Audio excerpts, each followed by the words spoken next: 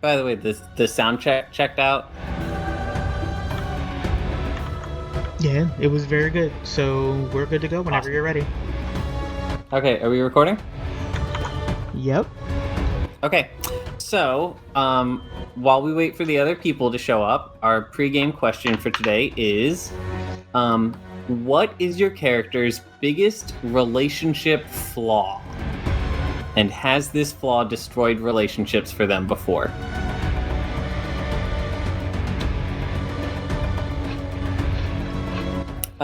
Mikhail, you will need to answer for both Wex and Ronan. Okay. Yeah, just taking a second to think about it. Okay. Yeah, this is a meaty one. I'm gonna say that. So, like, the biggest trait that like Gimbal has that is a relationship killer is that he's just too much of a I want to fly by the seat of my pants kind of individual. Mm-hmm. And it has definitely ruined. Has definitely ruined relationships in the past. But he also has been like not attached to any of them besides his like familial relationship, which he does not remember at all. Mm-hmm. Okay. Now I'm almost afraid to ask, but Gimbal is a recent initiate into humanoid society, correct? Yeah, that's correct. Relatively recent. How many relationships has Gimbal had, and how many of them were with humanoids? Oh, that is a good question. Are you sure you would have asked that question? I'm very afraid to ask this question. I rescind the question. I don't want to know the answer to this. Curious, are centaurs considered humanoid?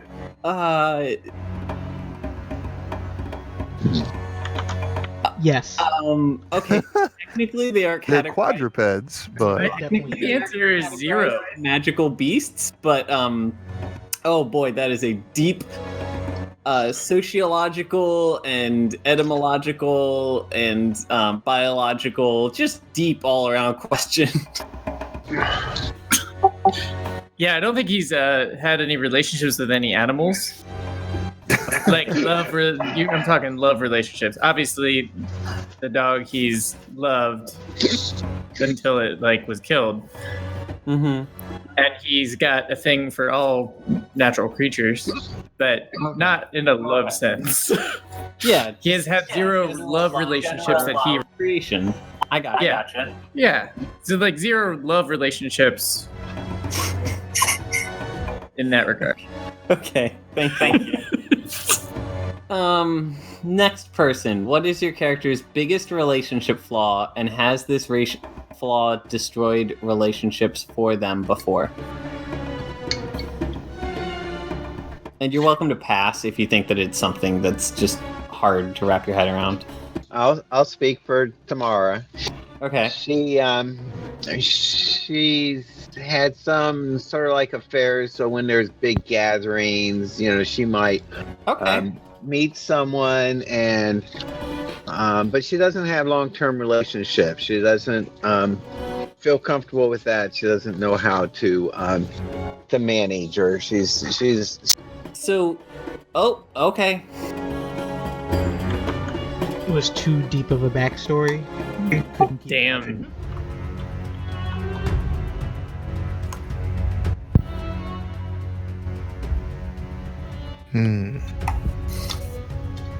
That's a shame because I think there was a lot of meat on those bones.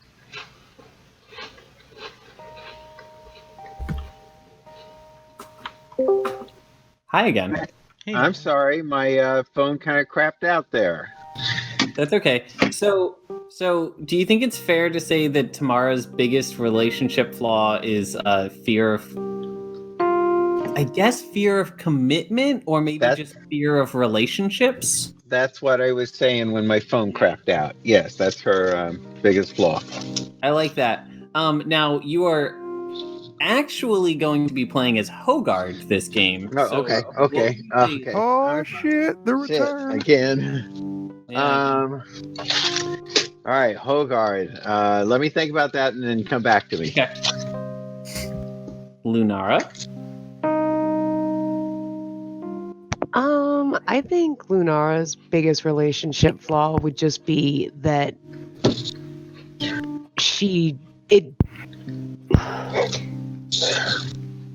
it's almost as if the normal activities of being in a relationship don't really typically suit her because she's spent so long on her own. Like, it doesn't really occur to her to be affectionate. It doesn't really occur to her to, like, spend time. Like, sometimes she can just flit off and she, like, doesn't even really, like, think about it. Can I propose a extension on that? Sure. I think that's true, but I think there's another part of that, which is, do you think that Lunara has kind of a tendency to like chicken out on relationships? Like, it starts to get hard, and she's just like, bye. Oh yeah, absolutely. I mention that because it seems like that's what she did with her family.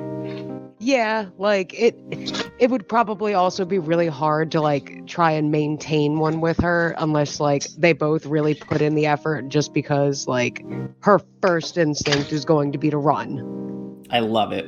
That's very good. All right, I'm ready to speak for Hogard. What you got?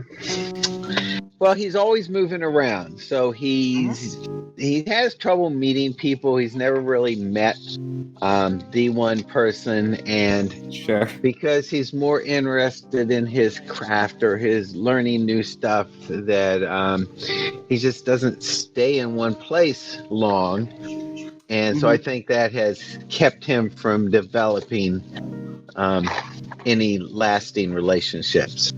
Yeah. Other than casual friendship stuff. Sure. I really like that. Yeah, that makes sense. Sabek's greatest relationship flaw is that he's dead, so he can't have relationships. Azra's biggest issue with personal relationships is that Azra is not a person. Azra's somewhere between an idea, a dream, and a desire, like that has a kind of tangible manifestation. So the things that Azra values aren't the same as what other people value, and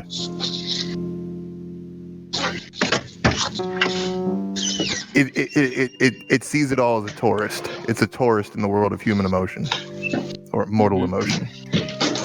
Man, I can do they them pronouns. I am going to have to force myself to pay attention to Azra's it pronouns. Yeah, Azra doesn't really care that much because she has, or it or whatever, has no concept of pronouns. So No, but I actually really like the idea of it pronouns for Azra. There are people who use it pronouns. Yeah, it's a very like niche thing, and there's a lot of depth to why somebody would choose to do that. But I think Azra is a really good example of a character that conceivably could fit well with it pronouns. All right. Oh, absolutely. Was that? Oh, we need. It's probably more accurate, I would say. Yeah, no, totally. Wex and Ronan. Yeah, I didn't save mine for last on purpose, but I guess I'll take care of Ronan first.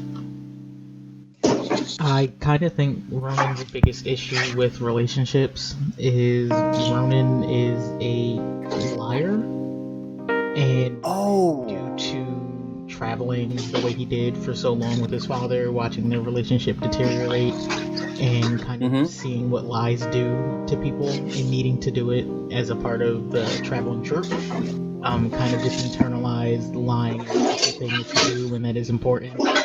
But it's never really helped to lead to any additional long-lasting relationships. Oh, that's super sad. Okay. It's super sad. Yeah, it makes it really difficult when now faced with trying to be honest with his family and not really knowing if he should. I love it. Wex? So Wex. I think Wex's biggest relationship flaw would be he's very untrusting of relationships, just to the nature of being a bastard and kind of not really knowing. I think Wex has parentage. I think Wex has a lot of trauma he's carrying around with him. Yeah, and it's very much so externalized in the way that he deals with any and all physical relationships that come his way. So he's definitely not shy to the fact that in his world he's very attractive. So he kind of garners attention in any of the ports that he comes into. Whenever presented with like anything that is overtly sexual, he very much so like pulls away and clams up and doesn't address those things. Really, almost like just straight up running out of brothels because it bothers him so much to be around them. That's really awesome. That's really cool. Yeah, Wex is totally a maid and probably intends to stay as such for the remainder of his life. That is not a that is really an angle that I am not used to hearing with the like tough guy kind of character, and I love it. Yeah, trauma did a number on him not wanting to perpetuate that much further. So he's not interested in the idea of like having kids because it's just like it's very scary to him. I love it. Okay, that's everybody, right? Yeah, I think so. That's the whole crew. Okay.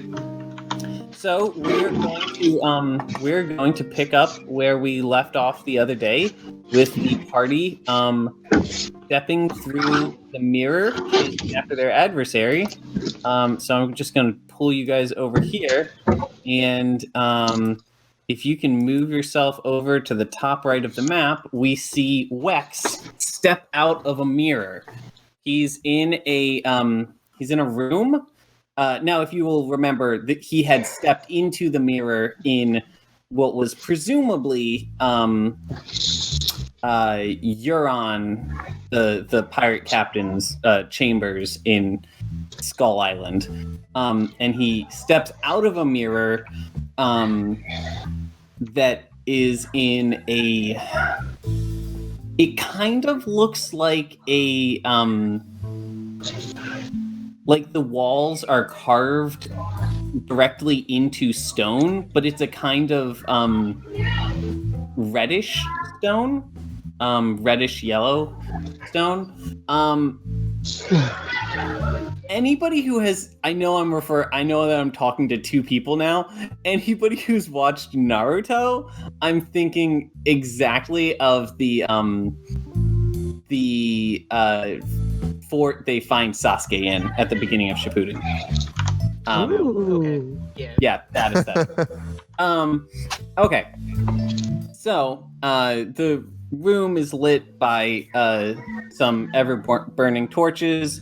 It appears to be a bedroom, as you can see, and it is decorated as you see here.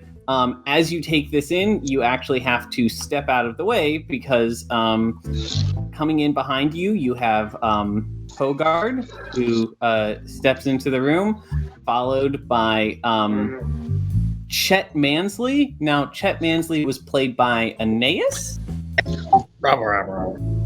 Yeah. You played Chet? Yes. Okay. Chet Mansley steps on in after Hogard, followed by Bones Duff, who I believe was Morgan, followed by Seaman, played by Yar. God, I really wanted to call you Sabak there. I'm like, yeah, Sabak. Zai, Sabex, all the same. Okay. So we've got Bones Duff, Seaman, Chet Mansley, Hogard, and Wex on the scene. The crew back together again. There's one exit to this room. What do you guys want to do? I definitely like to investigate the armor that's right next to us. Just looking for any kind of user, seeing if there's any like residual magical energy there. Nope. it's got a little bit of dust on it, so it looks like it hasn't been handled very recently. It looks very similar, but not exactly identical to the armor that Euron was wearing when you battled him. It looks kind of like this could conceivably just be a spare set he has. Okay.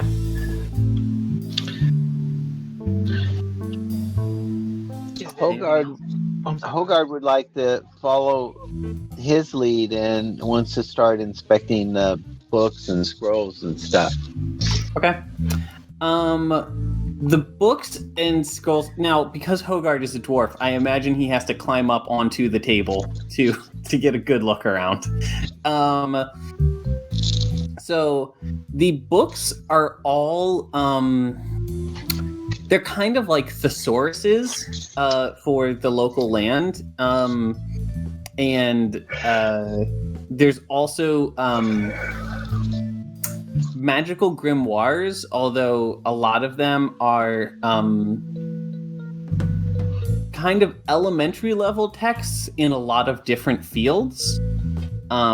These are the kinds of books that somebody might read if they were acclimating themselves to a new territory. Most of the scrolls on the side of the desk there are just blank paper that he can fill out as needed. And what's the letter? Okay, you know what it was? Whatever the name of your ship was that you guys had taken off in the USS Callister. The desk that you're standing at has a letter from an informant talking about the USS Callister, which had taken off from port and might contain valuable artifacts. That's it. Okay. Yeah, I think we... Oh, shit. Hey, I forgot to... I didn't realize that I can see this and you can't. This isn't like a big spoiler or anything. There's a door. You can, in fact, exit this room. Cool. I was like, yeah, can we start searching for the exit? Right. It's shown as just an open hole, but there's supposed to be a door there. I just didn't have an icon for it ready. Yeah, I think I would go ahead and start commanding my team to explore the hallway to the south. Okay. Well then, I'm gonna go ahead and reveal the hallway. Let me zoom out a little bit. Okay, so first, did I do this right? Yeah, here we go. All right, let's go.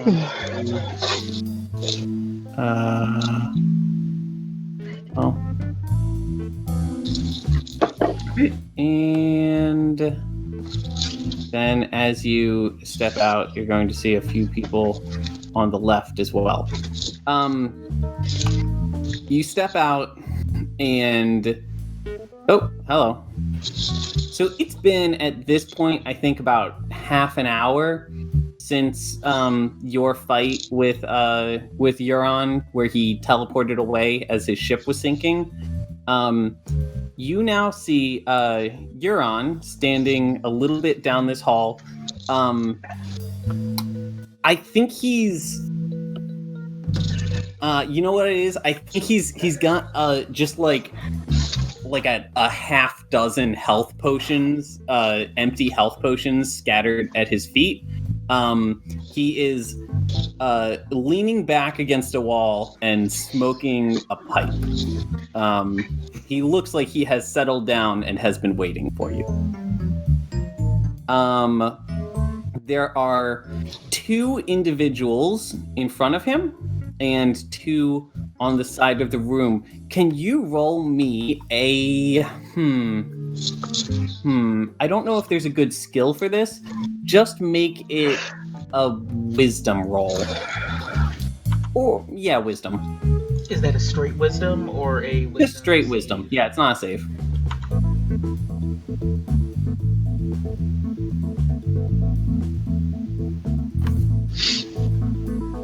Okay, 9.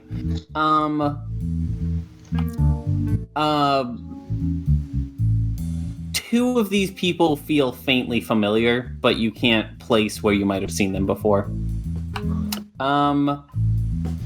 Okay. So they have been kind of waiting for you. But I'm gonna go ahead and let you say what you do next. Yeah, I'm gonna call for the crew and basically do the Avengers Assemble. Okay. They need to. You know what? Yeah. Me hearties. You heard the cavern. I'm going to tap out his pipe and then dash it against the ground. I think you guys should all be able to control your characters if you want to drag them out into the hallway. Oh yeah. And they're actually going to take a few steps back to give you guys a little space to get set up. Euron has readied his bardiche, and several of these people look like they have weapons, but they have not pulled out their weapons. They instead look like they're like pulling off gloves, and they look like they're getting ready for a literal fist fight. Okay, that's cute. I'm not doing that. Captain, permission to slap the man in the jaw. just one moment. I'm gonna look back and I'm just gonna smile, and then I'm going to immediately cast Hunger of Hadar at Euron and his crew. Okay. What's the radius on that? 20-foot radius? Give me a second.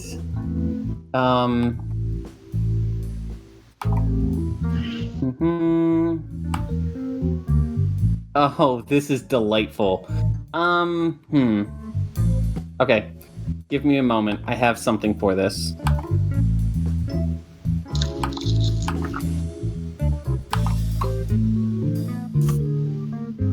I need to double click, and this is going to be black. Okay. Centered on Euron?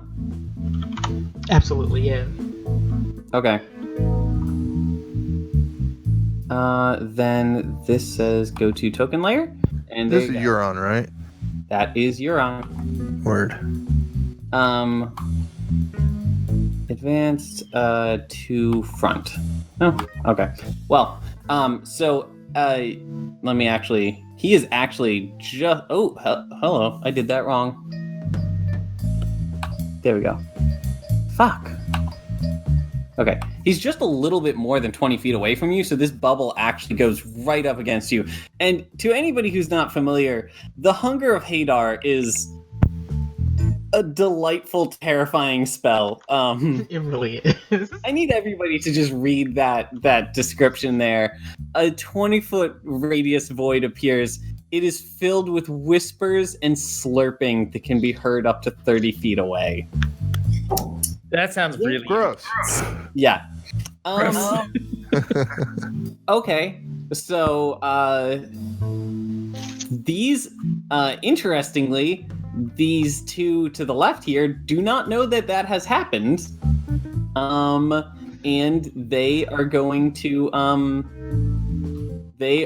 charge in as soon as they hear you casting a spell, and they are going to start just beating the shit out of Seaman and Chet Mansley.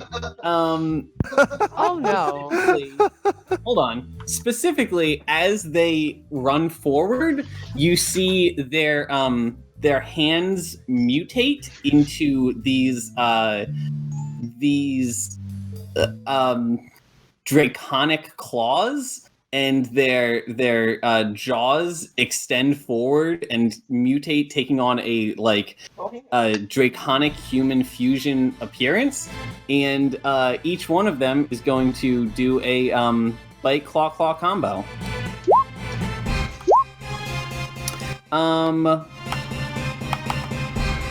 Let's see. Chet Mansley, you have 15 armor class, which means 2 of those are going to hit you. You take 24 damage. Seaman? By Poseidon's trident. Seaman attacks whoever is nearest to him. Hey, Seaman, you got hit for 25 plus 13. That's 38? Yeah? 38? 38 damage. So I've got like I would imagine a pretty big, nasty gash right across that pirate barbarian chest there. This used to be a very delicate-looking elven woman with purple hair, and she is now a draconic mutant monster that is just going apeshit on you. Seaman, did you want to attack? Ah, you barnacled bitch. Yes. You got her. Seaman swings his great axe with all of his might. Okay. Ooh. And it doesn't really do anything. Does he get a second attack? I have no idea. His character sheet, if you want to go through it to the... I'm looking at it. Oh, okay. Where would I see how many attacks I can do? Go ahead and let him have a second one. Swing and a miss, and swing and a miss. Yeah. But you know what it actually is? She is right on top of you as this is happening, and you manage to push her back enough to get your hand on the axe handle behind you and start to pull it out, and you can get a couple swings off. But this is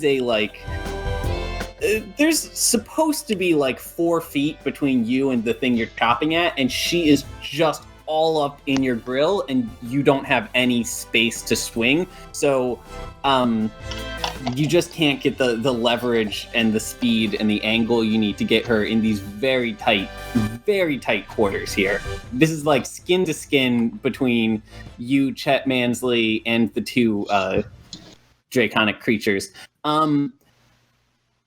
I think that okay, I want the other people to go. So, at least one other character. Do you have something you want to do, either Bone Stuff or Hogard?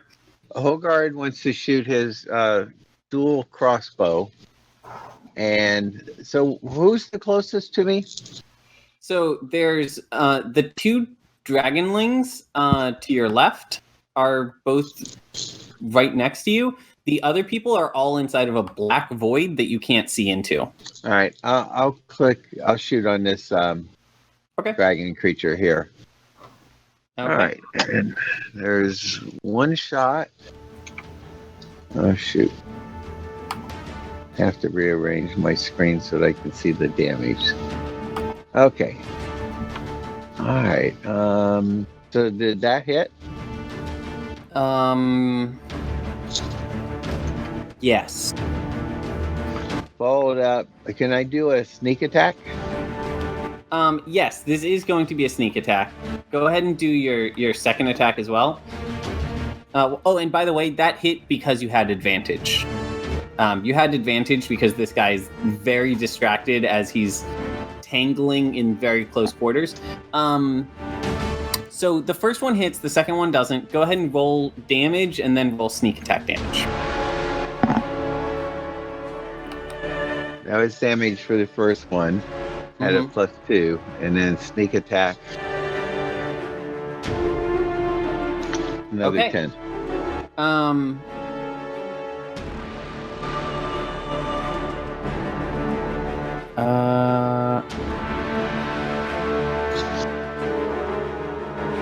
Where's the damage? I don't think you... Well, I clicked on this.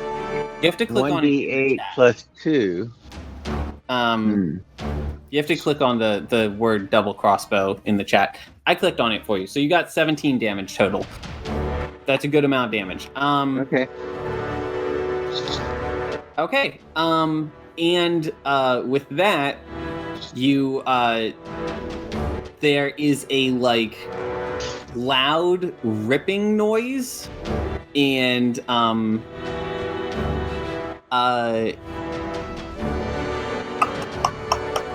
Wex, the Hunger of Hagar spell that you just cast, you see the bubble like tears in half, and there's a popping noise, and then you see Euron at its back.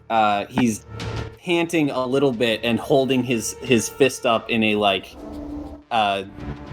power gathering gesture, as if he was just gathering power to dispel your spell. And he catches his breath and he says, "That one is mine. Take the others." And his 2 Dragonling guards are going to rush past you, Wex. What do you do? The one on the left, I kind of just sneer at as they walk or run past me. The one on the right just kind of catches me as I start to fully sprint right towards Euron. I don't do anything to them. Okay, awesome. Then yeah, you sprint at Euron.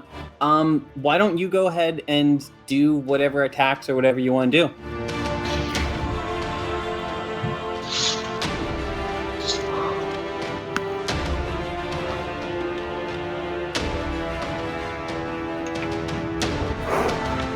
I can't remember. Can I also do Brandishing Smite at the same time, or is that... Yes. Okay.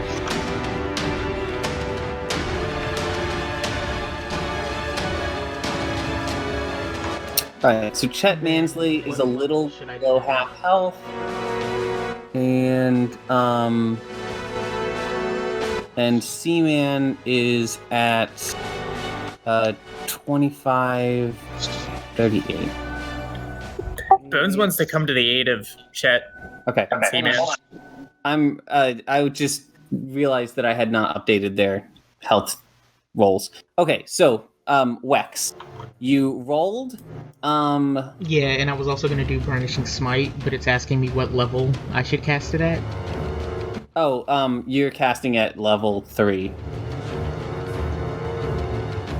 I need to add 24 back to mine because I had already taken it down. To which one? My health. Chet Mansley? Oh, okay. So you are supposed to have 65. Okay.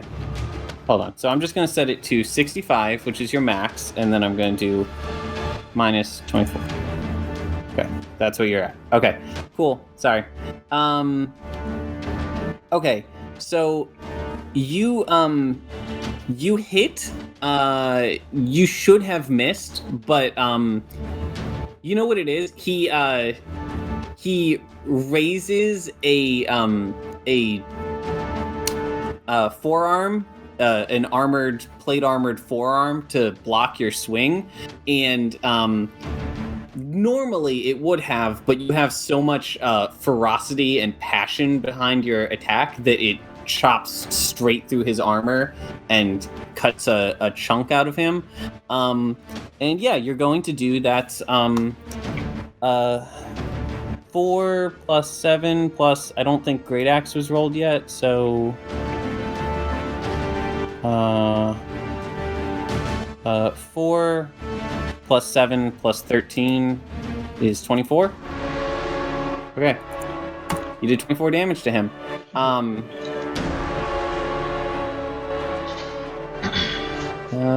Yeah, he's going to take a step back, and he moves with a kind of like unnatural movement, and he flicks. You know what he does? He doesn't take a step back. He takes a step past you, so he's further down the hall than you right now, towards your companions. And then he's going to flick you twice with his bardiche.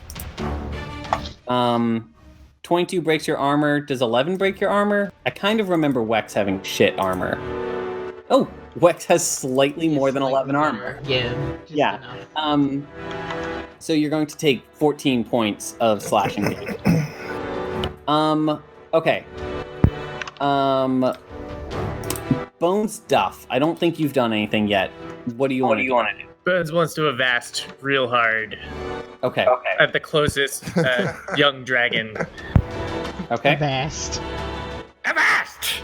You son of a bitch! Okay. So apparently I get a multi-attack that I can do a greatsword twice, correct?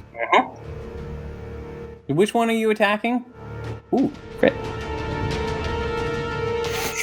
Sorry, I'll be attacking that one right next to Seaman.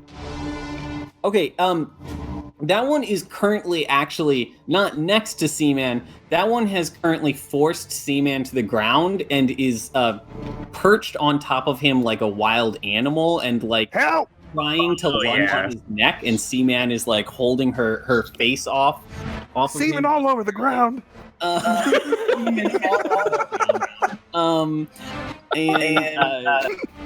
Yeah, you actually are going to do enough damage. The first chop scores her flesh, and the second chop actually gets a lucky hit between some of the carapace plating on her neck, and there's a shudder, and then she flips back on the ground, and she like flips around for a second, like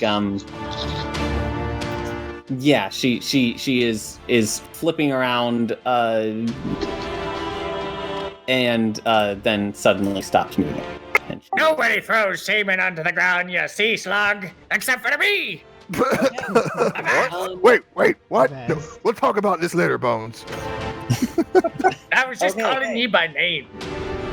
All right, then first, the shorter man who ran towards the group, who appears to actually be a dwarf in form, is going to take some attacks at Hogard. Hogard, how high is your AC? It's not high. It's 15. You got hit 3 times. I'm about to say that's still better than Max. Yeah. You're gonna take. Oh, wait. I can take half that damage, or at least on one attack. Yeah. I So, have cunning action, uncanny dodge. Yep. Okay, that's very good. So that's 25 damage, and then you're gonna take half damage on the last one. So 25 plus 8 is 33. That's still a good amount of damage you saved yourself there, but you can't take another hit like that.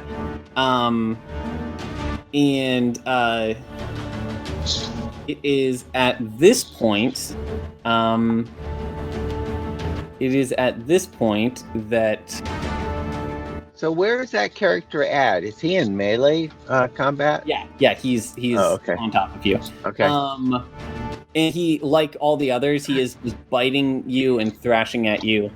And at this point, I should actually go ahead and reveal a little bit more of the hallway, since your guys, the hallway is illuminated, so you would theoretically be able to see down it. And let's illuminate the rest of the way down this way. As all of this commotion is happening, you hear a kind of like rushing sound that is a sound you heard when you went through the mirror yourself a little bit ago, and then you hear a bold and loud woman's voice say, "They're coming behind me. Be prepared to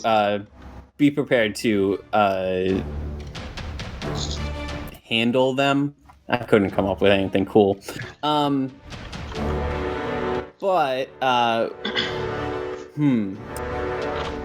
Yeah.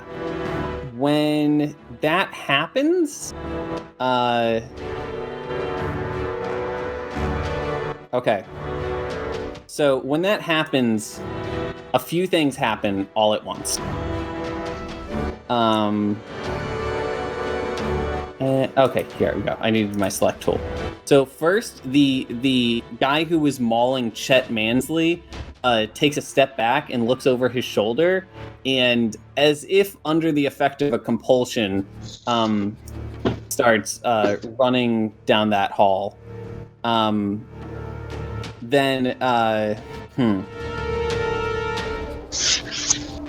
Okay. Then the two other remaining dragorn-born are both like looking down the hall as if they also feel compelled to follow that voice. And you see Euron turns around and shouts like, "Don't you dare!" And I think they take a step back towards him, and then one is going to quickly. So do I get an attack of opportunity if he's stepping away from me? You're holding a crossbow.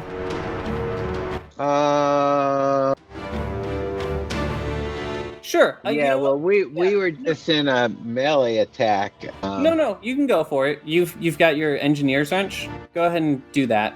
Yeah. Also, I never take advantage of it, but I have cunning action, so I can do bonus attacks and do like disengage and stuff. Mm-hmm. But that's what I was going to do. So let me at least hit him once with my engineer's wrench. Mm-hmm. Oh, Nice. Definitely a hit. Go ahead and click the word engineer's wrench. yeah. Nice. Okay. And I got Okay. Hey. 14 points damage. Okay. So. Must be a lot of spiky stuff on my engineer's wrench to get it to cause all that it piercing shouldn't be piercing. damage. But you do 14 Whatever. point damage. It is noted. Wax, did you say that you were were you about to say something? Oh no, I was just saying that was actually a really good hit. Yes, it was. Okay, so these two seem very impatient to go answer this call, and they the one with silver hair thinks that if he can resolve this quickly, then he can go out and answer the call. So he's going to take a step back, pull himself back, and then jut his head forward as he exhales a stream of fire. And now you're going to need to hold still for a second because I have the wrong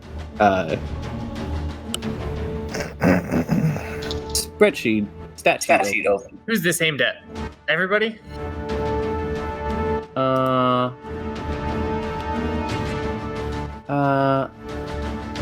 Yeah. Am I able to use a reaction? I think you're checking out. Yes, Is it a cone or a stream? It's a cone. And it is going to... It is...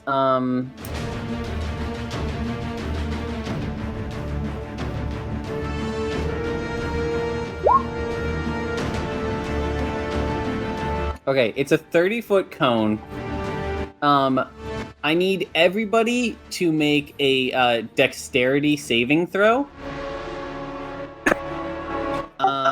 Question to the DM. I have a Constitution and a Wisdom saving throw, but I don't see Dexterity saving. Then I see Dexterity regular.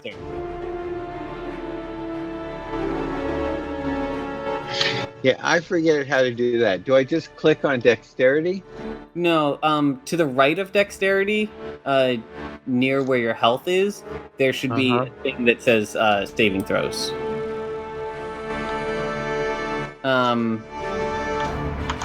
Okay. Do I also need to do the save, or it's No, you're not in the scope of this. okay?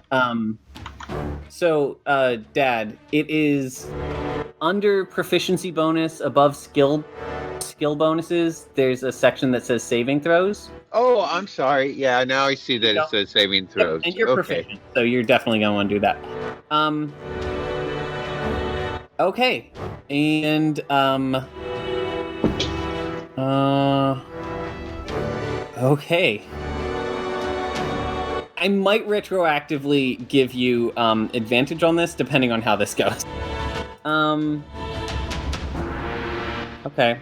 So everybody in this group is going to take a shit ton of fire damage. Am I able to use that parry reaction if I add 2 AC, or does it matter? Armor class doesn't apply to this, so that actually will help here. It's for parrying attacks. This is an area of effect thing. Got it. Can I do uncanny dodge to half the damage? Yes, and also you have an ability that applies. Let's see, Hogard. So you've got uncanny dodge. I have evasion also. Evasion. Both of those I think can apply. So give me a second because I need to see just how bad this is. Okay. All right, that is 44 points of damage, and everybody who succeeded their throws is going to take half of that. So that is everybody except for Hogard takes half damage. That's 22. So, Bone Stuff, did I not hit you beforehand? 7 health. Oh. No. I had 52 before. For dear life. So evasion says I take no damage if I succeed on that dexterity saving throw. Did I succeed? You did not, but it also Right, says so I you take half damage. damage if you fail. Right. And only half damage if you fail. So you're going to take 22 damage, and then I think you can half that again using that other ability. So The uncanny dodge. 11, yeah, so 11 points of damage. Okay. I don't know if that's entirely rules as written, but for right now that will serve our purposes. So who's dead? Chet Mansley? I think you're unconscious. Seaman No. has... I have 19 no. left. You had a lot of health left. That's right. Seaman is down to 7 health. Yeah. Yep. I think Hogard's down to 9. I'm Yep. still showing 20, but I just There you corrected it. Okay. We're actually going to pan away from this fight for a second, if everybody's all right with that. Yeah. Okay. So it's I don't know, like a minute or something after that woman's voice was heard, and you the portal can be seen opening again, and now you guys are going to pan over to a different part of the map. Just kind of pan around until you see a bunch of giants. I see A it. lot of people in one spot. Yeah, it's a lot of people in one spot. It's particularly hectic because these hallways appear to be made for normal-sized people, which means they are like 10 feet tall. Actually, you know what? It's scaled up a little bit because they're meant for people to be able to go into like Sabek style like dragon form in these halls. So I think they're maybe 20 feet tall. Oh, jeez. But that is still every one of these giants is like their heads are brushing the ceiling. And they like don't have room to like stretch their arms out, and they are very cramped. And then you guys come rushing in through the door behind them. Imrith is nowhere to be seen. She has fled somewhere further into the facility. However, oh, come on. I need the reveal tool to work right now. There it is. However, you can see half a dozen or more of these draconic creatures, these like dragonborn kind of creatures that look very similar to Azra down the hall to the south, and by the time you guys get through the hall,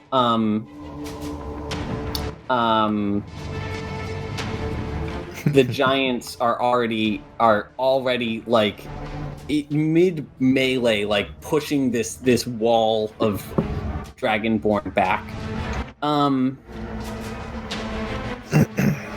Okay, I have to just kind of keep narrating for a little bit to get to the point where we can like reconcile these two sides.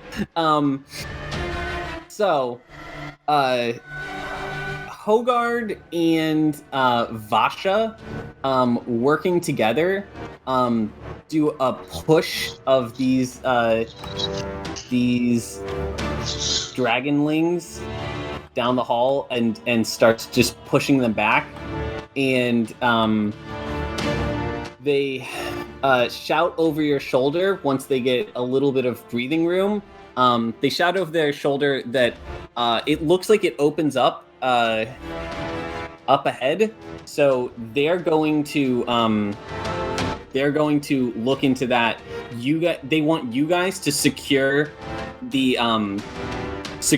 floor while they get that side of things secured and under control. And they ask for 2 volunteers to help them with this.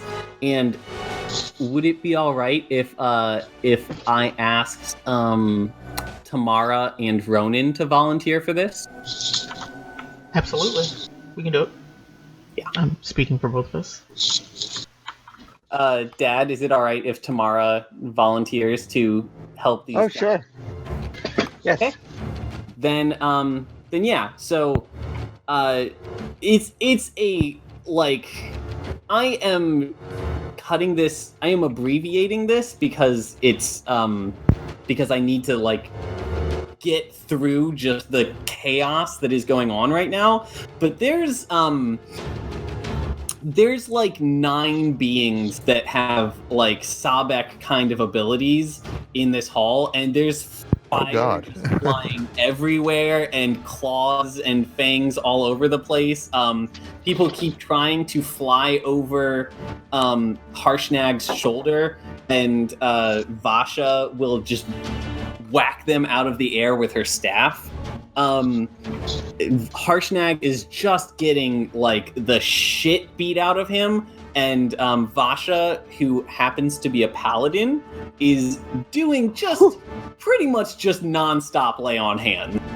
Just pretty much just like keeping our hands on there and just pumping HP into him as the 2 of them push their way down this hall. And you guys have been given the lucky job of all you have to do is secure this floor. Sarissa is going to stay between your 2 groups, so she can pop back and forth and handle healing.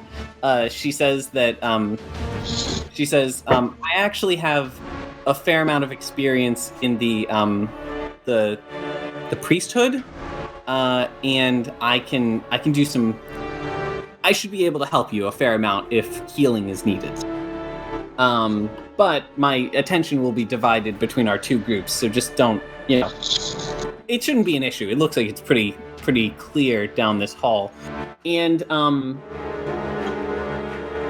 at this point, just in order to reconcile the 2 scenes, is it all right if I say that the battle has progressed a little bit in the other part of the map, and take some liberties as how that has gone? Sure. Yeah, how are planning to deal with like the wet stuff? Right. Interestingly, this is happening on a different side of the map than I was expecting it to. So I'm just going to go ahead and reveal, I'm going to go ahead and reveal the other half of this loop while I'm here, because I think it will be helpful for narrative purposes. Okay.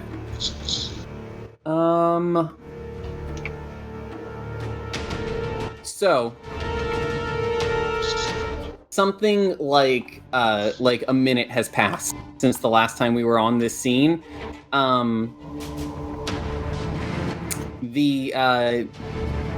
One of you guys managed to kill off this dragonling who was started to retreat, but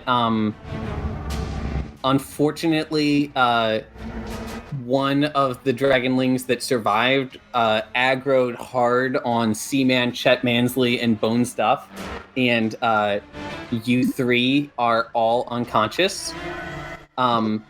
Hogard at some point slipped through the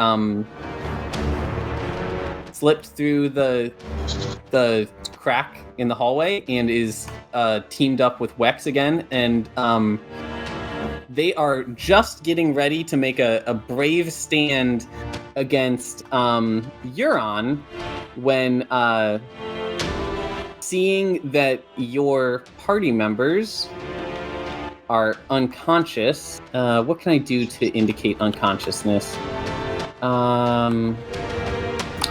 Do we have a... No, we don't.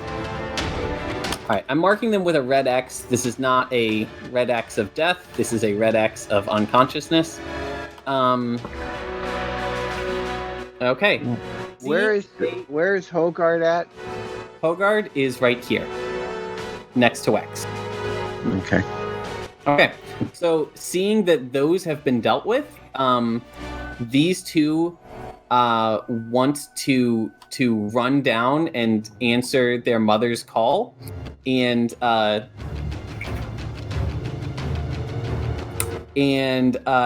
they attempt to do so, Euron, who has actually taken a fair amount of damage from Wex at this point, and continuing the trend from your last fight, it actually looks like Euron is losing this fight, which is inconceivable to him. So before these two can retreat and get away from him, he hooks one under the foot with his bardiche as they try to run past, and pulls them to the ground. And the other one who tries to run past him, he grabs them by the shoulder, and they let out a scream as their body starts to like liquefy and turn into this weird green gooey water that starts flowing around Euron. As the other person, the other dragonborn, starts shouting and trying to pull away, Euron actually hooks them with the bardiche in the leg and starts pulling them towards him as he absorbs them into their body. And these three are actually going to disappear. So they disappear, and then... Oh, God. What you are left with... Tetsuo! ...is... this. Oh, God, totally Tetsuo! Oh, my God. It actually is. Yeah. I was just making jokes. Yeah.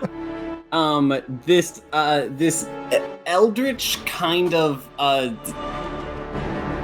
Okay. So... Abomination? It's... You've got Euron in the center. He does not appear to be having any trouble breathing, although he seems to be completely submerged in fluid, to the extent that you can actually see like the cloak on his armor floating as it might if he was like actually underwater. Like he is actually completely underwater right now. there is a bubble immediately around him, a kind of circular form at the center of it, and then there are a couple dozen eel-like tentacles whipping out of it.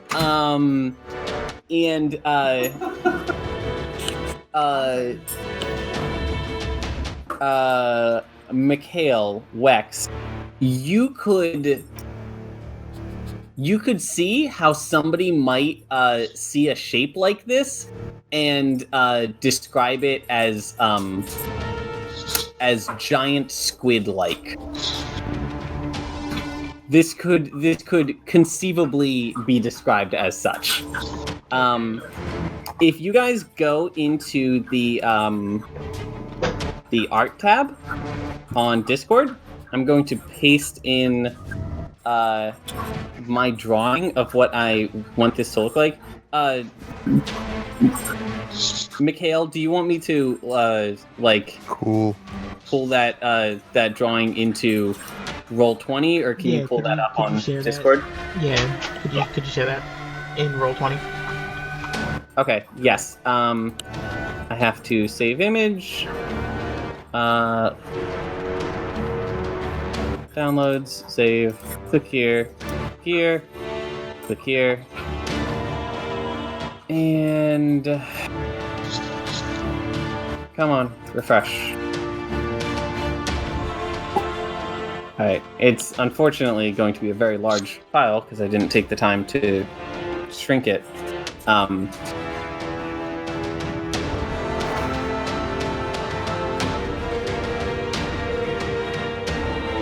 And I'm actually just going to go ahead and shuffle a couple things around as soon as that finishes uploading. Yeah, so you guys can see the effect that I'm going for here.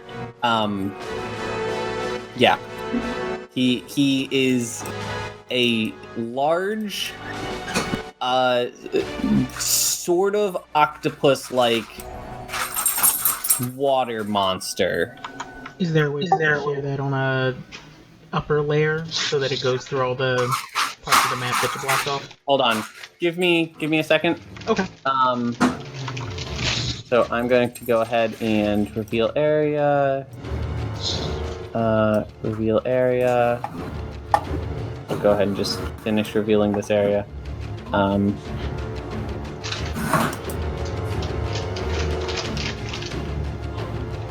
What was your question, Wex?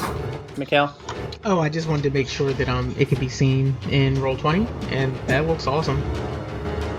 Yep. So, yeah, ideally there are better ways to handle that kind of illustration, especially because you guys might need to use that room during this fight. But, yeah, so the two of you have gone from kind of pushing the offensive to now backing down the hall away from this abomination. And the way we're going to reconcile these two scenes, there's another package on your bed. I got it. Awesome. The way we're going to reconcile these two scenes is Giant's party by the mirror, who are with Sarissa and such. You guys actually hear some commotion coming from the southern of these two branches. Do you send anybody to go check it out? I mean, Gimble's curious. I'm curious. Question to the DM. What's the shield saying right now? Yeah, the shield is saying, oh no, oh no, oh no, oh no, oh no, something is terribly, terribly wrong. You should get back through the mirror right now. Pipe down, shield. Is it really that bad? The sword is saying, look, I'm not gonna lie to you. There's something really dangerous up there, and I am very excited to kill it. Please draw me and let me kill that thing. Oh boy, I'm just so stoked right now. Shield, you heard the sword. I don't know what else to do. And then Gimbal just like goes and goes into rage. Does he go rage? Rage. Okay. Trailing after him. Just in a way that you don't know yet, and you will know soon. So, hey, Bryn. Bryn, Hogard wants to go help the unconscious members of our crew. So I'm not going to try and run past the octopus, but I want to try and skirt through this room up above. Okay, then I'm going to go ahead and Mikhail, is it all right if I hide this this artwork? Yeah, no, you can totally hide it now. Okay, so yes, there is a room to your north. It appears to be a cafeteria. Yeah, all right. So Hogard would like to do a dash, do his longest distance, and head up to see what he can do to revive the other characters. Okay, but you know that at a gameplay level, I can't actually let you revive those characters because then we would have. Can I keep them from bleeding out? Field. What? I would have what? I can't actually, like, as a DM, I can't let you revive those now because then we would have 10 player characters in this fight. Oh, but those are our characters. Yes, but you also have other characters who have just joined the fight, who we care more about. Oh, I care about these characters. These are Okay. our crew. Yeah, it sounds like we could use all the help we can get. You can do this. No. That's not how this is happening. You can do this. You will be able to stabilize them and make sure they're healthy, but they are going to be unconscious for a while, even if you can help. I like that. That's a good approach. And I will go ahead and say, with sprinting, you are able to get like right up on them. So next turn, you can start working on that. Wex, I don't think you have the option of following your buddy Hogard. Euron has been walking with like a cool, confident gait this whole time. But every time it seems like you want to, if you attempted to like get through one of these doorways, he rushes forward with a supernatural speed, and several of his eel water creatures lash out and block off the doorway, and he is very clearly pushing you down this hall and just kind of forcing you to back up. I think there's some exchanges of some clashes of arms as well, because he is still attacking with his bardiche from inside of this water monster. His bardiche is long enough that he can reach out of the water monster and hit you with it. So there's this kind of long extended duel as he is pushing you further and further back down this hallway. And Gimbal, do you go after the sound? Yeah, I'm definitely gonna go investigate and like pick up the speed a little bit, and then when I see Wex, I'm definitely like, holy hell! Gimbal, you go around the corner and you see somebody that you haven't seen for like a month now. Oh my god! That's immediately recognizable by his silhouette. Wex is a statuesque man with some just epic, wonderful long dreadlocks and a very distinct pirate-like uniform. He stands out in a crowd, so you immediately recognize this as Wex. And then behind Wex, you do not recognize a giant water octopus monster. Gimbal's like really thrilled to see Wex, and he wants to go up and like run up and hug Wex, but at the same time he sees all those eels, and he's like, holy shit. Sword, are you ready for this? Because we're going to kill some like slimy. Oh, I am so ready for this. Wex, is that your father? Are you asking me, the player Gimbal character? is. Player? Gimbal is like screaming toward you. Wex, it's great to see you. Is that your slimy eel son of a bitch of I'm gonna turn around real slow because I think maybe this is a trick, and when I see it's Gimbal, I just flex. Wait, hold on. Sorry, Wex flexed for 22.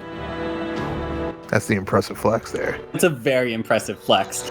That's pretty good. However, despite this very confident display of flexing, Euron, I think he gives you a second. Like, he doesn't immediately stab you in the back, but he kind of, I think he, like, nips you with one of his water eels to let you know, no, you're not looking away from him right now. And he continues at you down the hallway. Gimbal, do you do anything to make this information known to the rest of the party? Yeah, I'm gonna scream at the top of my lungs that our good buddy Wex is here, and that there's a slimy eel thing that is about to eat. You're going to turn around and realize that Azra has been following you this entire time. He's Wonderful. just staring at you, smiling. Who's Wex? I just stopped mid-sentence. I'm like, good Jesus Christ. It's a long story. Just get over there and fucking kill the... Hey, Lunara, where are you at? I would think that Lunara was following after them, and as soon as she saw like the tentacle monster, she just did a 180 and like was like, I'm gonna stay up here. I'm gonna try to get the giants help too, like all the giants that I can possibly get to help me. So Harshnag and Vasha are both downstairs with Ronan and Tamara, fighting a literal, like, an army of Sabex. They are not in a position to help you. Okay, so Gimbal's screams are just like all for nothing. Okay, however, he's just gonna go in. However, Sarissa, who has promised you that she can provide healing if you need it, is going to poke her head down the hallway and say, you know what? I really love that this is happening at a corner, because I love that I need you guys to position your characters exactly where your characters are standing, because right now, Lunara cannot see this creature. Okay. Sabek, where are you at? Or Azra? Azra was standing, like, right behind Gimbal. Okay, so Azra can see it a little bit, but hasn't really seen it yet. I was waiting for my turn, really. Sure. And Lunara, you've got two pretty beefy dudes blocking the hallway. Would you have been able to get... I don't think you would have been able to see this, because I don't think you would have been able to get past them. Yeah, no, probably not. Okay. So Sarissa doesn't, she hears this exchange that you guys just had, and she hears like slimy eel monster, and she's like, what the fuck?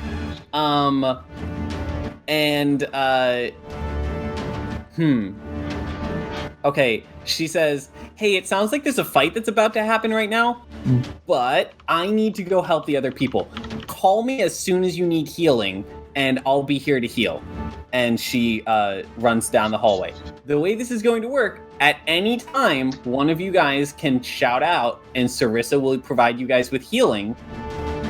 But that whole time that she is providing you with healing is time that she is not providing the other party with healing. That's it. That's the only limitation. You can get as much healing as you want from her, with the understanding that you're taking that healing away from the other party. Okay. Okay, do we want to do, Hogard next? Hogard, after he stabilizes the others, is going to run down and try and get behind this monster. Okay. And attack from behind.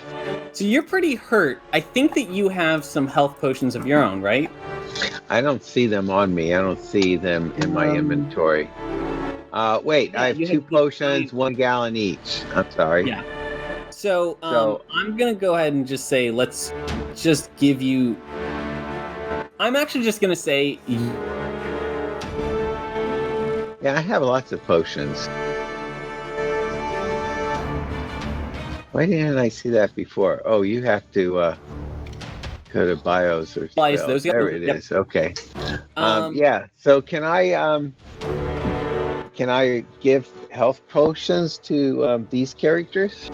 Yes. You're not gonna let them. I'm good to say you give health potions to them and you get them all like healthy, but they are still unconscious. Okay. I'm gonna take a health potion myself while I'm nursing them. Yep. So I just at this point in the campaign, I don't want to micromanage health potions. You've got 2-gallon jugs of health potions. You like a college student with a bad hangover, you just take the cap off of the milk jug and just upend it. And you drink an unhealthy amount of healing potion. Okay. What happened? You know what? What is an unhealthy amount of healing potion? You drink so Very much nasty healing moron. potion that you puke afterwards. Word. But it actually makes your esophagus feel really good. Okay, hold on. I need to know if one of you guys has something you want to do right now, because otherwise I think I want Euron to go and do the first move in what I'm calling Euron-Kraken. Euron Kraken. You're on crack. God damn it. No, his name is Euron Kraken form. I do have one quick question. Yes. Before he goes, how far would Lunara be able to go up the other side of the hallway? Because she's not going to be able to get past these two, and I feel like she's so impatient. She's just going to be like, I'll just go around. Okay, no, I love that. Hold on. So your movement speed is 30, and I don't think you have any abilities that improve it. So, it's...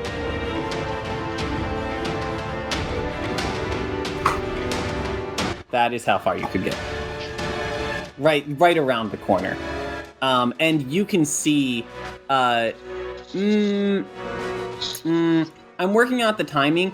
I think that you go around the corner and you see Hogar just as he's finishing off topping, healing those people, and then he runs around the other. Does that make sense? Yeah. Okay, and you can hear through this opening, you can hear the battle going on beneath. So you can tell that there's some kind of opening connecting those two groups.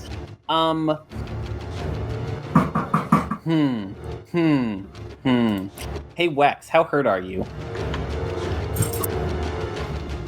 Yeah, I'm pretty hurt. Yeah, I think I know what I want to do. So I think while this has been going on, Azura has just been kind of creeping up and walking and just looking in wonder at the Euron Kraken. Oh, this is very good. This is very, very good. So imagine like a kid walking into Toys R Us for the first time and just being like, whoa. Yeah, I love it. Hey, so the Kraken is going to take his turn.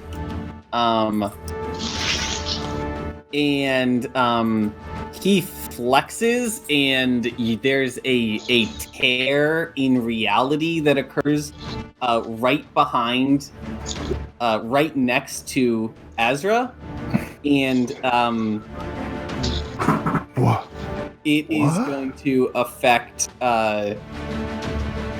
It's going to form into a bubble of water that encompasses all three of you. Let me get this spell description, because I was pretty proud of this. I came up with this good. myself. And I'm not happy with the fact that he just did it does. Wait, he's in a bubble of water. Yeah, okay. I need you to read the description. I'll go ahead and read it out loud. Guess what? Guess what? What? This wouldn't have any effect on Azra. Hold on. We're going to get to that. Because are you referring to the fact that Azra is a lightning dragon now? I'm also referring to the fact that Azra is undead. We're getting to that. So Azra doesn't breathe. Azra wouldn't have to breathe anyway, but yeah. No, well, okay. So, the Kraken opens a gateway to his realm. a 20-foot radius sphere of briny green seawater appears, centered on a point. The sphere is filled with a cacophony of soft whispers and slurping noises that can be heard. God damn it! Hey, Fucking slurping noises. Hey, Mikhail, I was not expecting you to cast that spell, and Yeah, that is the that just spell works that out. based this one on, Yeah, which is that worked just out very well. beautiful. It's the same thing, except instead of pulling from the depth of space, he is pulling from the basically Davy Jones lock. The deep sea. There's pale squid-like creatures swimming through this opaque, briny water. Hi, Kevin.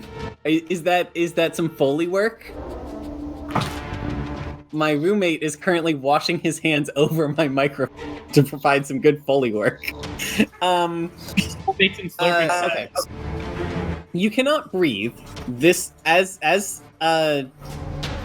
Zai pointed out, Azra will not be adversely affected by this. You cannot breathe. However, the other danger of this water is that the water is, I'm calling it acid damage, but it's actually just there is a fundamental aspect of the Davy Jones locker dimension that he portaled into, which is, it's different than just regular deep sea. It's super fantasy deep sea. And the water there burns your skin. So as long as you guys are in this water, your skin is burning, and also there are these pale eel-like creatures that are bludgeoning against you. So every time you start a turn or end a turn in this space, you're going to get hurt. And yes, you can get hurt on both ends. So you really don't want to spend a full turn in this space. Wex, can you make a dexterity save for me? That is very impressive, given that you have a -2 modifier. I was just looking at it. I'm like, I'm gonna fail this. Thanks. Yeah. So you hear something opening up behind you, and you actually tumble away from it on instinct, and there's a quick maneuver where you tumble away just in time to avoid this bubble as it's expanding, and then as you have to tumble towards Euron Kraken to do this maneuver, he is going to start lashing at you with his tentacles, and there's this quick it's something that I can imagine would look really cool in an anime, where there's a tumble and then a dodge and then 3 rapid dodges as he tries to close in on you.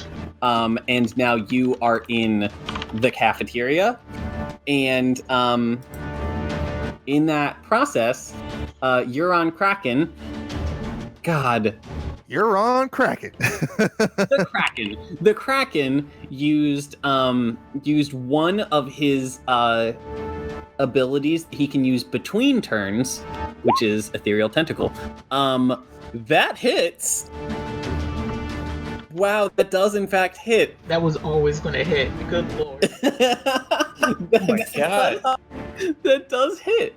He could roll a nat 1 and it would still hit on you.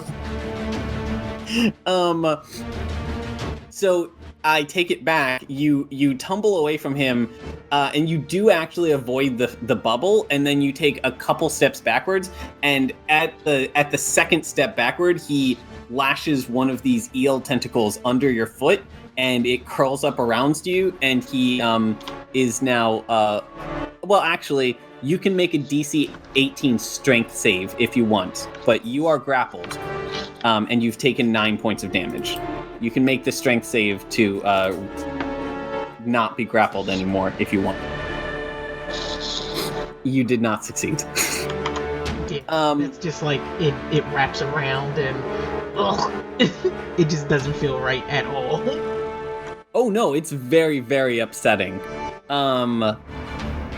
Yeah, I almost think that I can't describe this at all without getting into very uncomfortable tentacle discussion. Ew. Very, very relevant post in the art thread. So, who goes next? What happens next? So, hold on a second. So who is in this bubble that the Kraken has shot out? Right now, Azra and Gimbal. Okay, so using Azra's feral instincts, Azra wouldn't have really avoided the bubble and kind of let it happen, but I think Azra would have an idea that what was going on isn't good. So since Azra wasn't freaking out from the drowning or anything and just felt a little bit of sizzling from this unnatural water, I would like to grab Gimbal and pull Gimbal out of this bubble and just kind of walk out. Okay, very good. I will allow it. Do you walk out to the east towards the boss or to the north away from the boss? Oh, we'd walk towards the boss. Okay, there is... right now, I think there is about 5 feet of space on one side of the boss, and then 5 feet of space on the other side of the boss that you could get. The boss is pressed right up against this bubble. You could really squeeze and be between him and the bubble, but you would not have a lot of room to move. Well, what about like here? Yes. So he's big enough that he takes up a good chunk of the hall. And the problem is, you guys are also both very big right now. But I think that you guys can get like down here. It's just you're going to have a disadvantage on your next like attack until you move because you're pinned against a wall with ethereal tentacles all around you and lashing at you and such. Yeah, can we try to move to the east a little bit further toward Hogard? Well, that would be your turn. So Sabek, you used your turn to grab Gimbal and move him out of the bubble. I want to say that is a standard action. Is that fair to say? Like, that sounds like an action. I'm looking at the feral instincts. Your feral instinct just lets you take a whole turn just early. So that would be like... Yeah, and I have 2 standard actions per move, so... Yeah. You have 2 attacks per move. Oh. Okay. If you attack, you hit twice, but every character gets 1 standard action, 1 move action, and 1 swift action? Can't remember what it's called in 5th edition. Okay. What happens next? My hero. I'm gonna push him back in the bubble. Oh, by the way, Kidding. so Gimbal is actually not going to be affected as rules as written, but Sabek, you're going to have to take 2d6 acid damage. Why wouldn't Gimbal be affected? Because you did not start your turn in the water.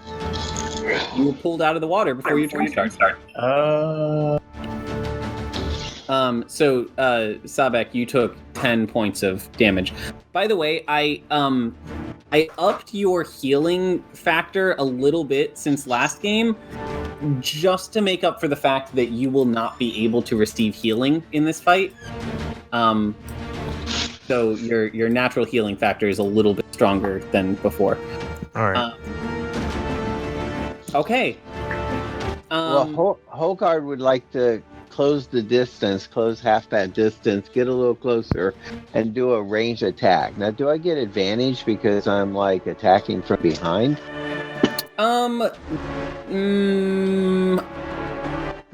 This sure. monster is fighting on 3 different sides.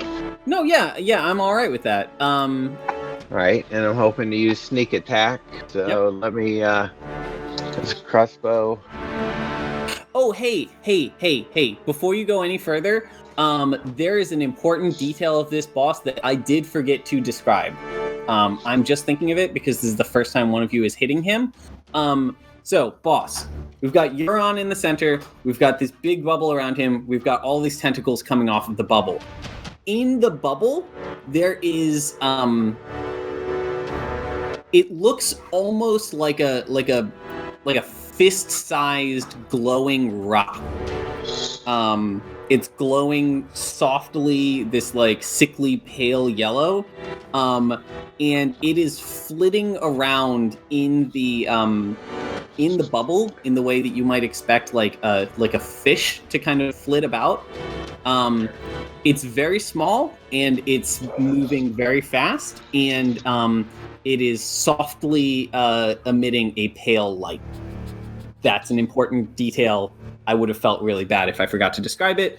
Hogard. Thanks for pointing that out. Yep. Yes, this is, and yes, very literally, this is like Link looks at the boss and goes, "Hey, that's a big glowing weak point." Yeah.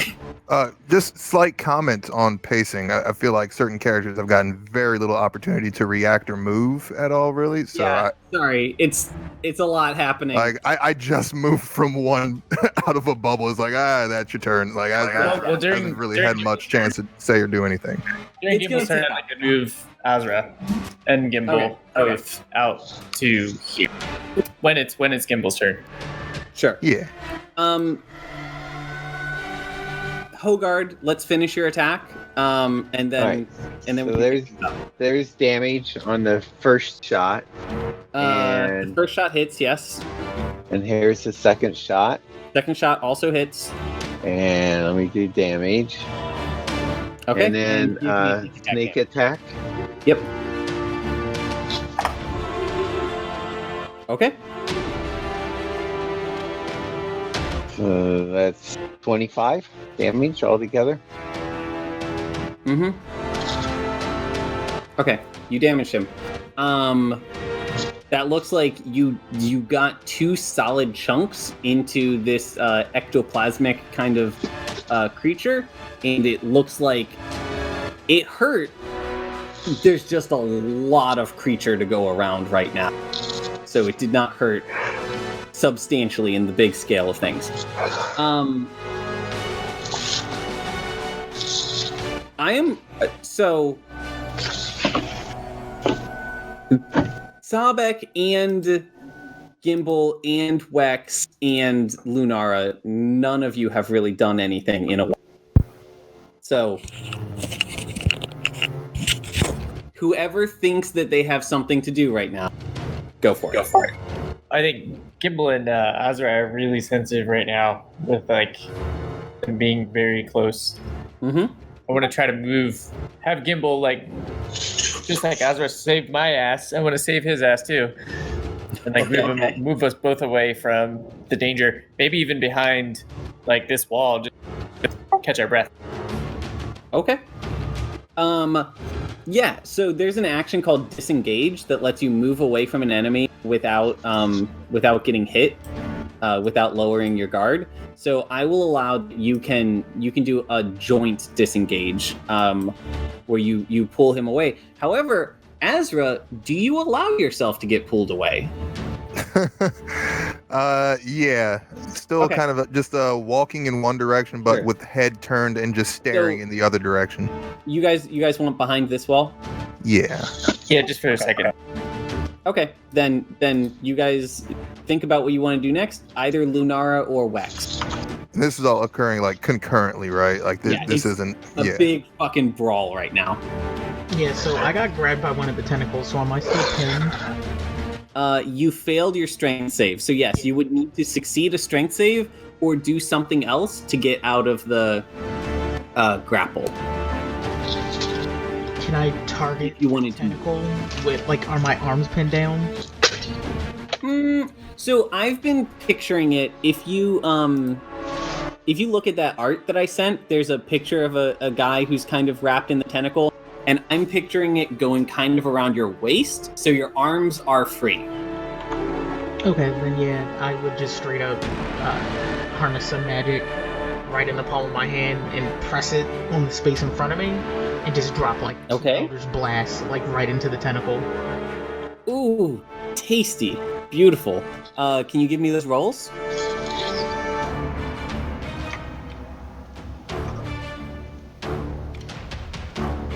Okay. Those both hit. I mean, they would be guaranteed hits anyway, but numerically, those both hit. Oof, doofa. Yeah, my goal here is to create enough pressure to blast myself back and give myself a little bit of space after I blow it up. Hey guys, what is 18 plus 19? Is that 37? 37. Okay. That was a solid chunk of damage out of this guy. I think that you get that at kind of like the middle chunk of the tentacle, and you pop it off.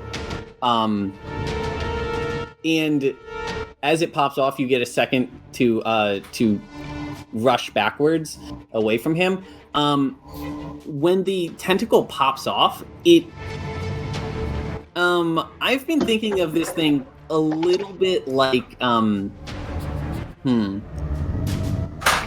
little bit like Jell-O. It's a liquid, but it's got a very strong surface tension. So when you break that, there is like an actual pop and a burst of this briny liquid, and then the tentacle seals itself up and kind of pulls itself away from you. The part that you broke off that was wrapped around you flips around for a second and dissolves into water and is just a puddle on the floor. And you have backed away from him. You're free. So, Lunara, I want to know what you do.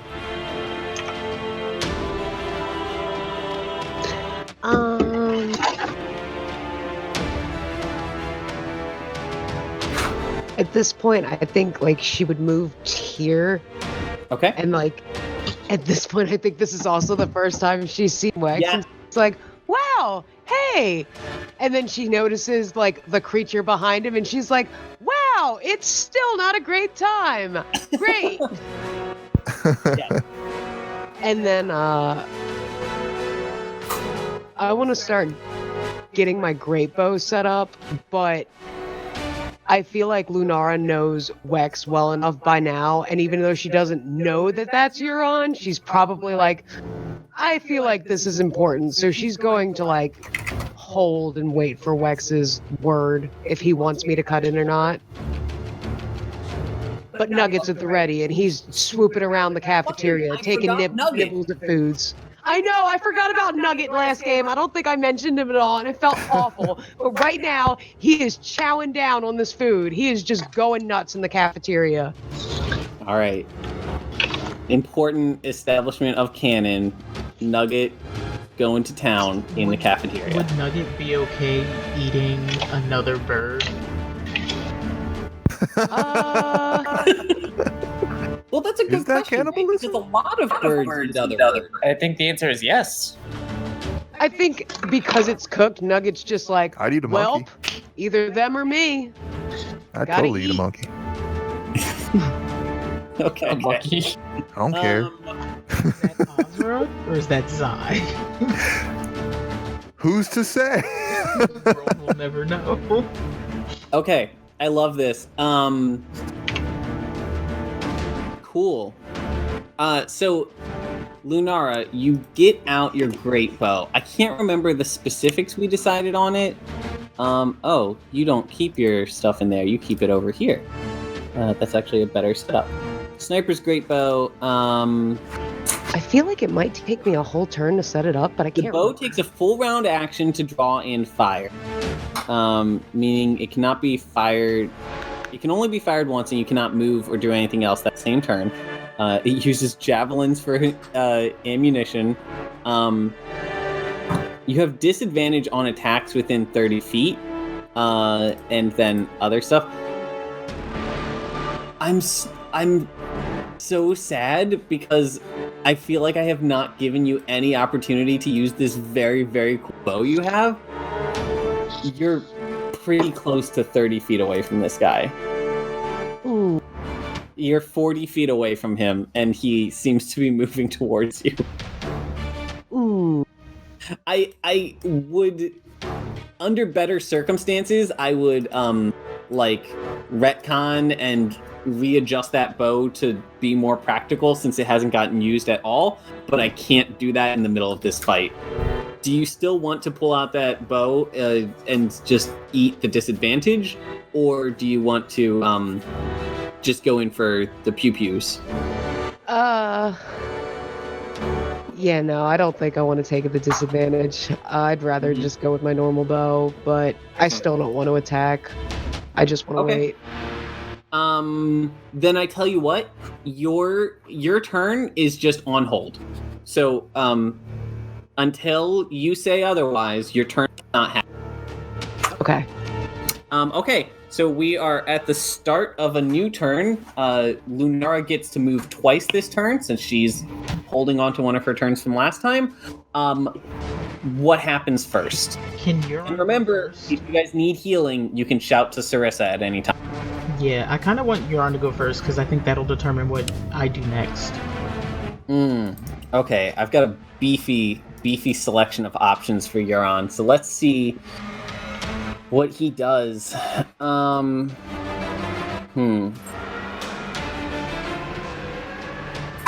He doesn't need that yet. Ooh, that's a good one, but I think not entirely relevant. So I'm gonna hold on to those. Yeah. I just want to make sure. How much health do you have left? 21? Yeah, I think 21. Okay. Let's make it narratively fun. Okay, you got me. Oh god. No, this is gonna be very interesting. Okay. So he walks forward, and all of these eels like pull back as if they're ready to lash against you again. Except this time they stayed pulled back, and the bubble kind of pushes towards you. So he is now, whereas he has normally been staying about like 8 feet away from you, with lots of like bubble and tentacle between you and him, he's now only like 3 or 4 feet away from you. Like he's at combat close, and I think he gives you like a little bit of a quick salute, and then he goes in for 2 lashes with his bardiche. Those both break your AC. So the first one deals 14 points of damage, so that's going to bring you down to 7, right? Oh no! And then the second one does not knock you unconscious. The second one, he leaves his bardiche at your neck, and he does the anime villain thing where he kind of tilts your chin up with the tip of his weapon, and he says, "Who are you? You're too good for this."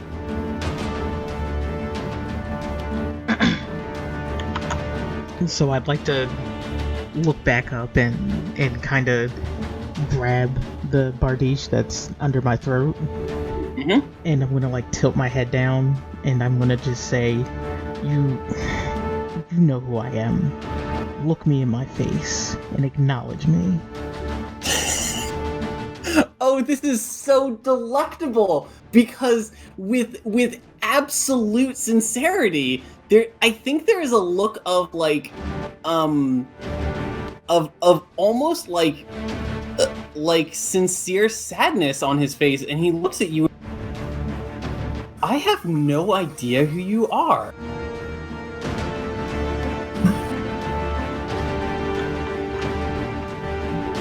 And then Yeah, I am like utterly you're speechless? stunned. Like I'm absolutely speechless, and it's just like Okay. I'm shocked and I'm angry, and I'm starting to go through all my other emotions.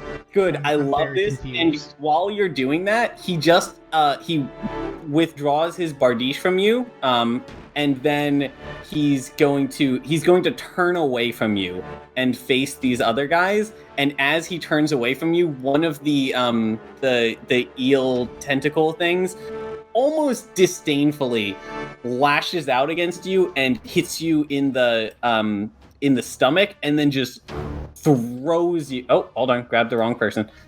Throws you backwards, and you slam into Lunara. Lunara, make either a dexterity save if you want to dodge him, or a strength save if you want to try to catch him. Ooh. Oh man, narratively it'd be so much fun if you tried to catch me, but I understand if you have to die. No. Lunar is absolutely catching. You said strength save? It's, make it a strength save. It is delectable because you have 6 strength. Yo. Very nice. Very nice. And you rolled a 19. Wow. Oh boy. That is delectable. Okay. I've been working out since we've seen each other. Isn't it obvious? First off, I'm gonna look back and I'm just gonna smile. And I'm gonna go, yo, it's good to see you. It's good to see you too, my friend. Can I say my favorite part of this thing that just happened? Yes. A character catching another character who has thrown at them, by definition, has hugged that person.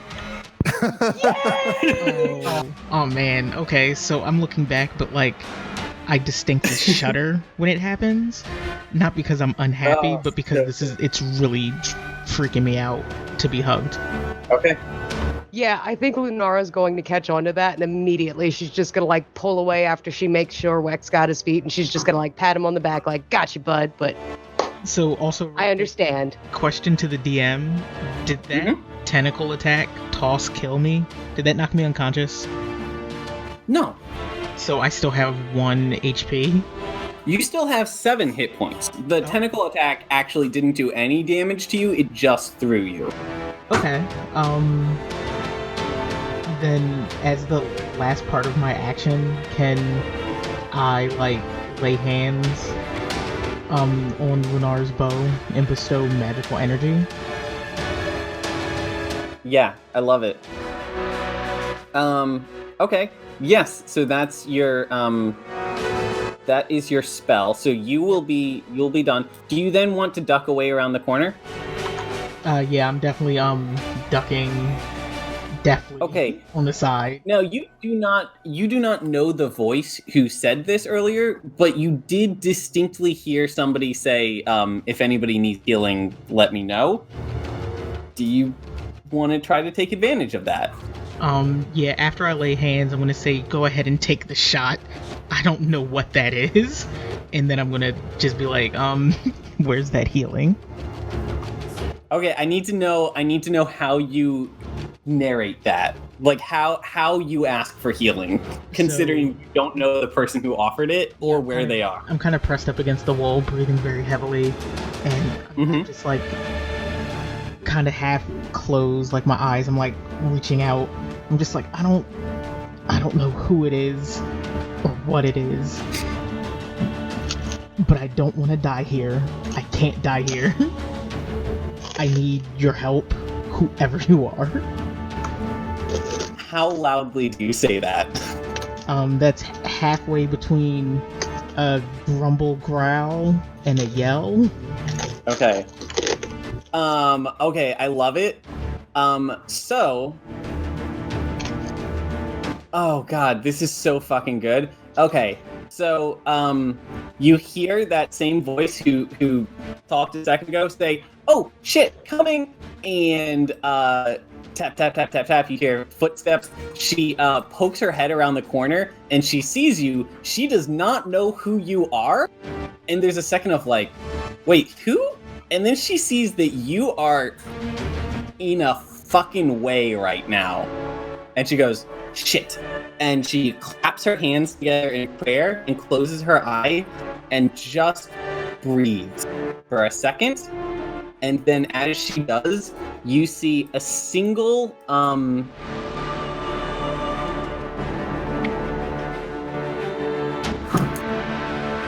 token layer. You see a well of like golden light pop up at your feet, and I'm imagining very like Final Fantasy VII Eris praying at the flowers in the church kind of aesthetic going on here. And let me pull up her character sheet, because another one that I was very happy with the description on. So for 20 or for concentration, for as long as she concentrates, a sphere is created. The sphere is filled with bright light and transparent illusory plants to seem to grow out of the floor and walls. There's not like sunlight coming down from above, but it looks exactly as if every like surface within this sphere was being shined on directly by sunlight. And you see these transparent vines and flowers and like leaves of grass growing out of the floor, as if this place was being like overtaken by nature. Yes, a special thing happens if this overlaps with the Kraken's bubble, but that did not happen. Yeah, I left some notes to myself in here, but they're not spoilery. Okay, so yeah, you heal immediately for 2d8 plus 4. Do you want me to roll that for you? Yes, please. Also, I'd like to think that this spell makes it smell distinctly like the ocean, and it's very, like calming and reassuring to Wex. Okay. I love this. I think that Sarissa thinks that it smells like a countryside field. I think that Wex thinks that it smells like the ocean. Yeah. You heal for 18 points of damage. And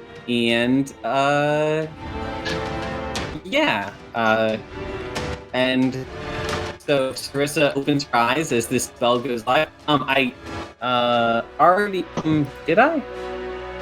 I think that's correct. So Sarissa opens her eyes and she goes, "Hi, it's nice to meet you. I'm gonna be down here on watch. That will stick around for as long as you need it, but I might have to pop it off to heal the people downstairs." Oh. Bye, Lunara. And she runs back. I'm just gonna turn around slowly as my eye, like, the welt starts to, like, fade away, and I realize that I've been talking to some weird giant the entire time that I didn't recognize. And I'm just like, yeah. What? And go back to enjoying my salty air healing potion. I wasn't paying attention. Okay, so Wex's turn is over. Gimbal has a crazy idea. What does Gimbal want to do? Gimbal has one explosive arrow and one Ild runestone. Fire runestone. Oh, shit. Just a standalone one. I didn't, like, enchant any weapons with it or anything, but I want to see what would happen if I, like, shot an explosive arrow right at Euron's face with the Ild runestone attached to the arrow. See if there was like any extra damage that could be done.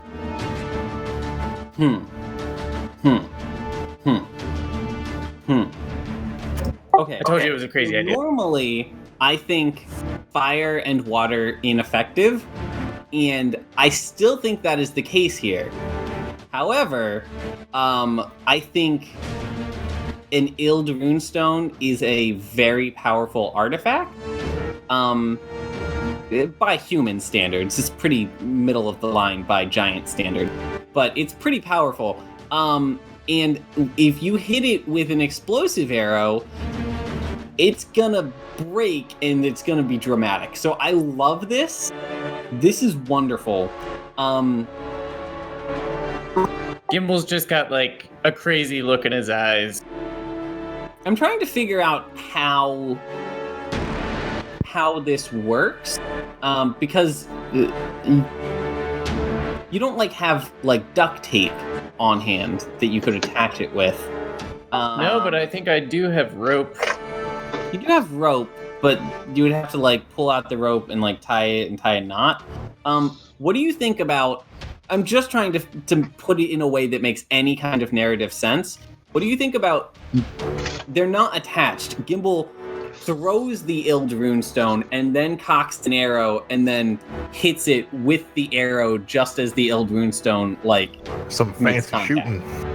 I'm just concerned with like Gimbal's accuracy and skills, but maybe Lunara or someone else who has like better skills could like shoot the arrow. I love that you've got Hogard right next to you, who's very powerful. Yeah, so I can aid in my companions here if I want to like get other people involved. Okay, might as well come up with a big. Well, I would think.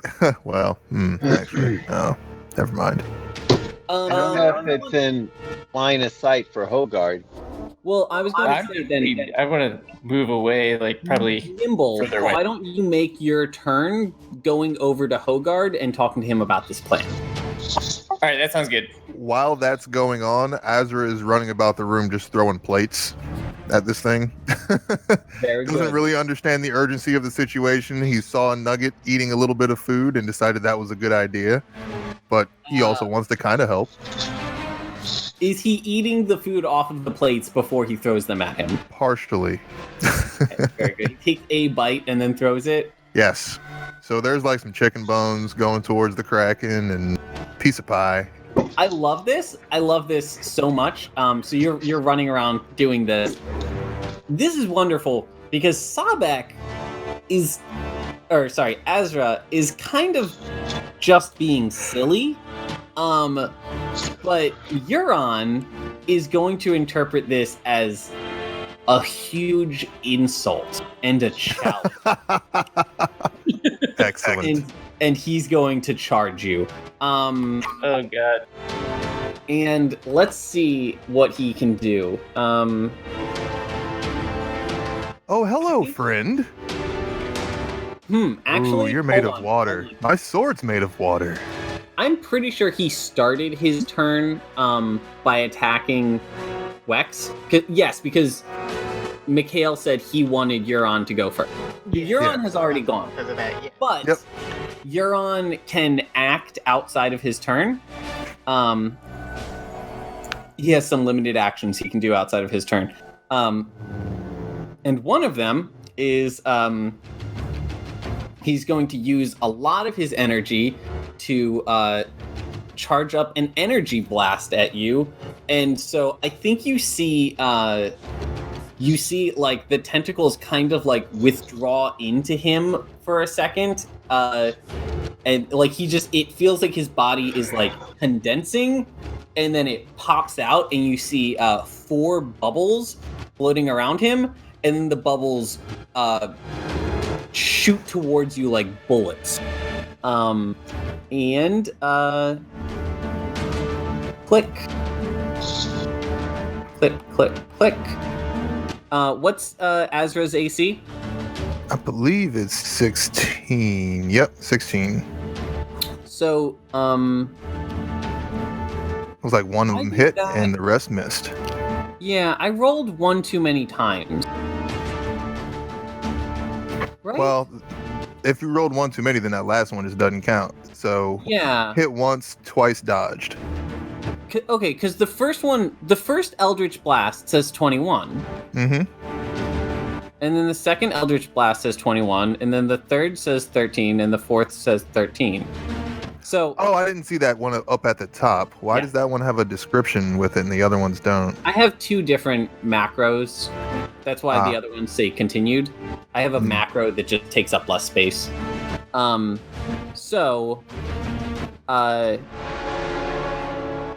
18 points of arcane energy. I don't think you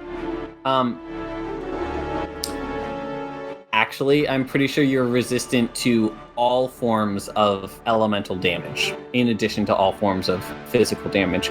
So, Wait, what? Yeah. Why would I be? So all Immune to barbarians have resistance to all forms of physical damage while they're raging. One of your rage abilities was that dragon scale, you get resistance to all elemental damage. Half damage. Yep. So you're going to take, what's that, 9 points of damage? Mm-hmm. Okay. And I think Azra would laugh and be like, "Oh, come on." Next turn, remember that you can use your as a free action on your turn. Okay. Who wants to go next, Lunara or Hogard? Hogard can wait. Lenore, do you want to go? I'm still thinking because I have those 2 turns. So if you have something, you go ahead. Okay. Well, Hogard's going to shoot his crossbow again. Well, are you going to do Gimble's plan where Gimble throws the stone and then you hit it with the explosive arrow? I'll try. I think I need to step up a little bit more to get a good shot at it. Yeah, what's the blast radius going to be for this thing? Because if everybody in the room is going to get hit. You have no idea. So can we beckon to the others to get the hell out of the way? You can beckon. Sabek's already gone, and I don't think that you can communicate to Lunara, and I don't think Nugget is going to be able to interpret that. I think you gotta just do it. Are we in danger? Hold on. So there is 30 feet between you two, between you guys and Azra and the boss, and there's 20 feet between the boss and Nugget. 30 feet, depending on how you want to look at it. So, unless this is a really big explosion, you'll probably be fine. Hogard, would you do the honor of shooting the shit out of this guy in the face while I throw this Ildrun? Now, could I use magic missile? Because would that have more of a guarantee to hit? Magic missile never misses. All right, well, let's do a magic missile so we don't miss. So go ahead and throw, and I'll be prepared to hit it when it's near with magic missile. Interestingly, I don't think this actually is going to require any rolls from you guys. The throw, guaranteed success. You just throw the stone. Your character is proficient at throwing things, as Dad pointed out, magic missile never misses. So, Dad, let's see. Magic missile. I'm gonna click. So that's 10 points of damage from the magic missile, and then 2d8. Let's see. 2d6, 3d8. Yeah.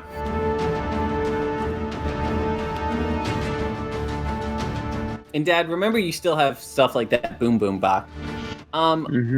So 10 points of damage from the magic missile, and then nope, I'm gonna increase that a little bit bigger even.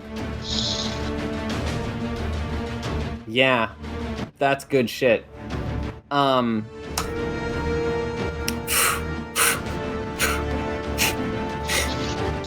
Whoa.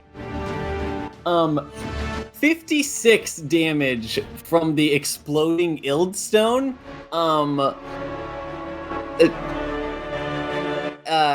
because it God is damn. the raw element of fire condensed into a stone, and you broke the stone, and for a second, it is like the surface of the sun is in this room.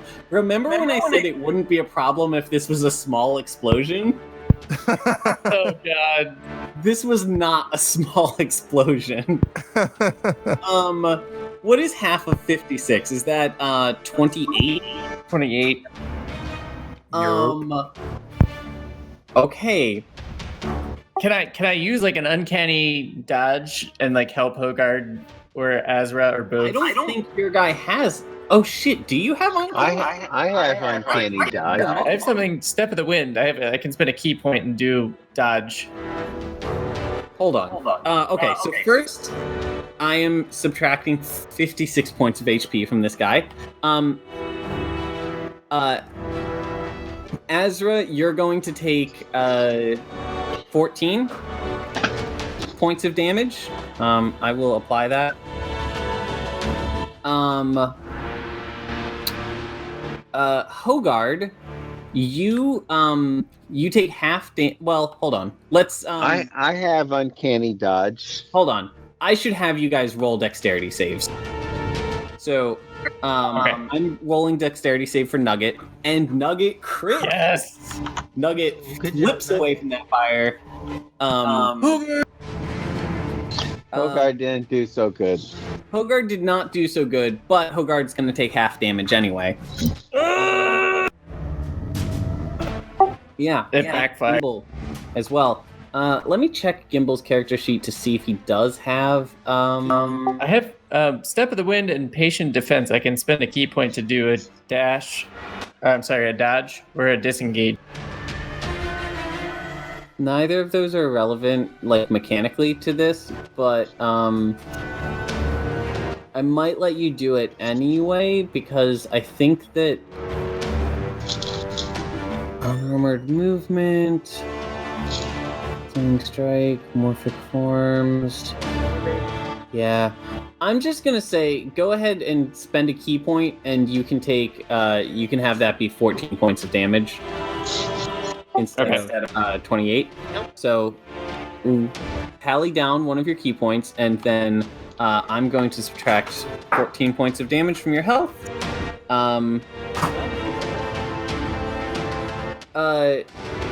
Dad, do you want to use your thing where you?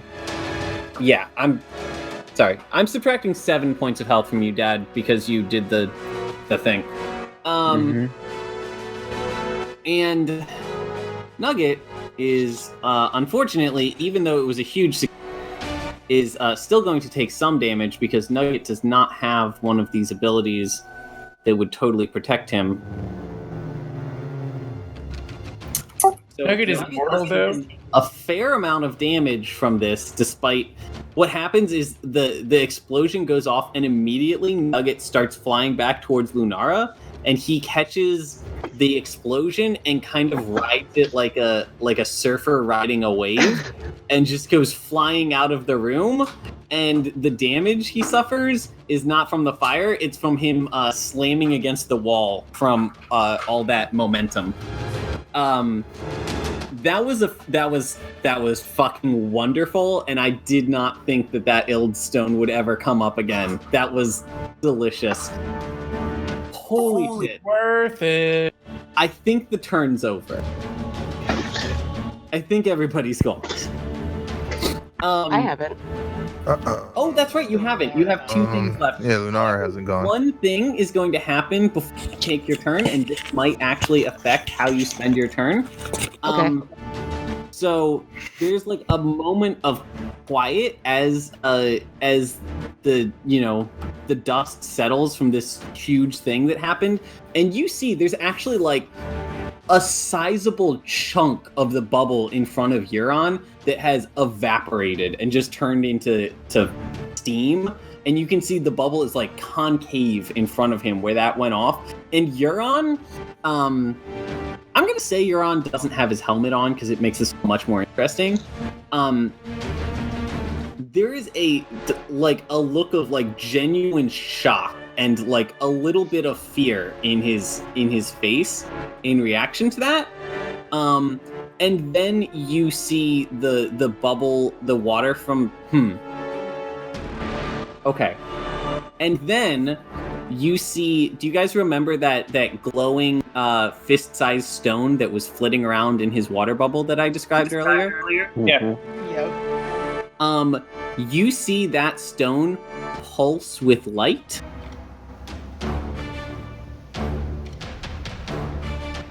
And Euron recovers 20 points of health.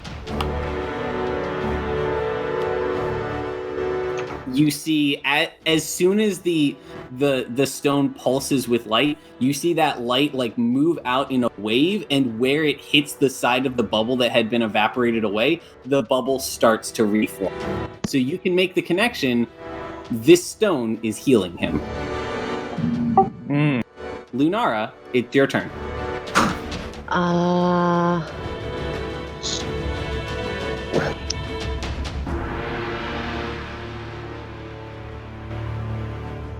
By the way, you guys have done a chunk of his health.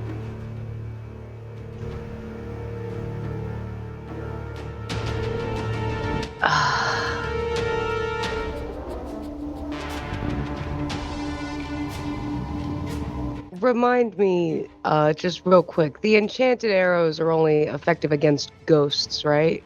No, they're effective against everything, and in fact, they would be extra effective.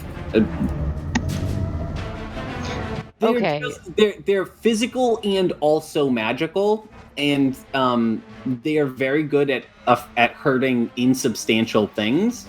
So his body's fairly insubstantial. Your magic arrows, this would probably be a really good time to use.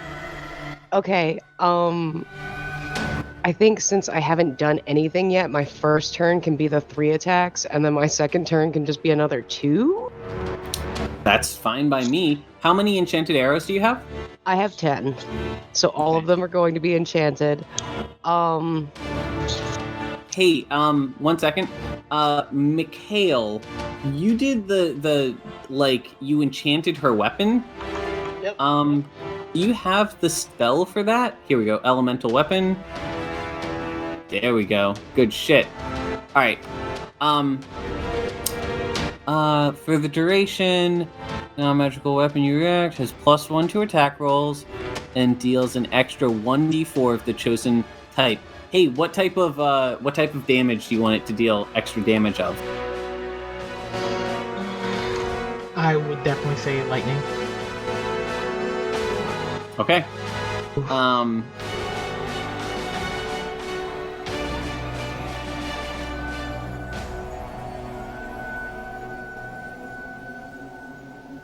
That's 1d4.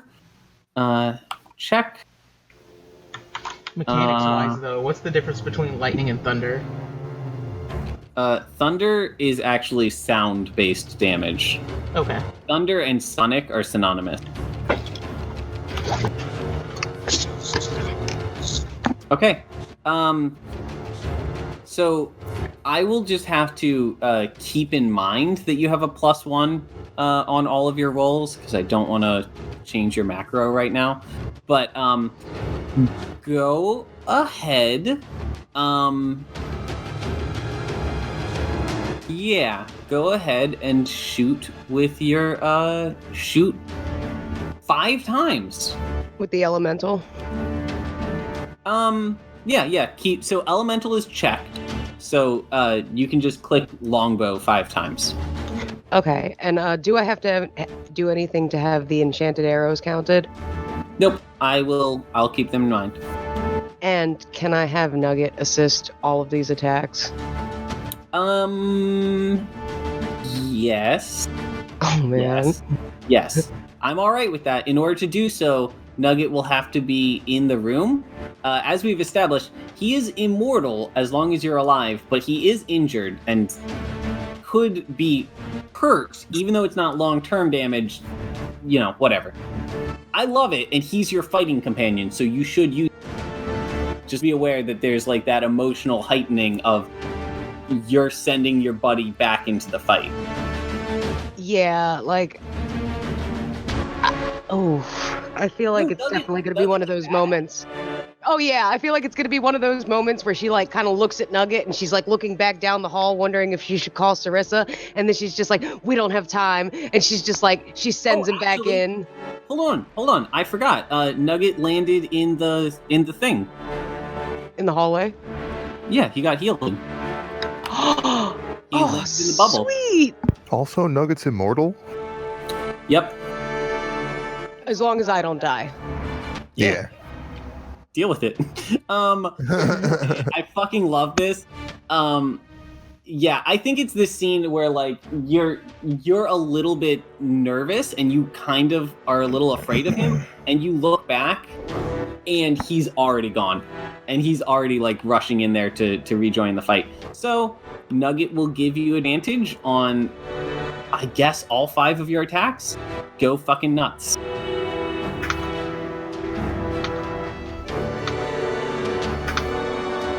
Wow. Those are just some deeply depressing rolls. Yeah. Wow. Okay.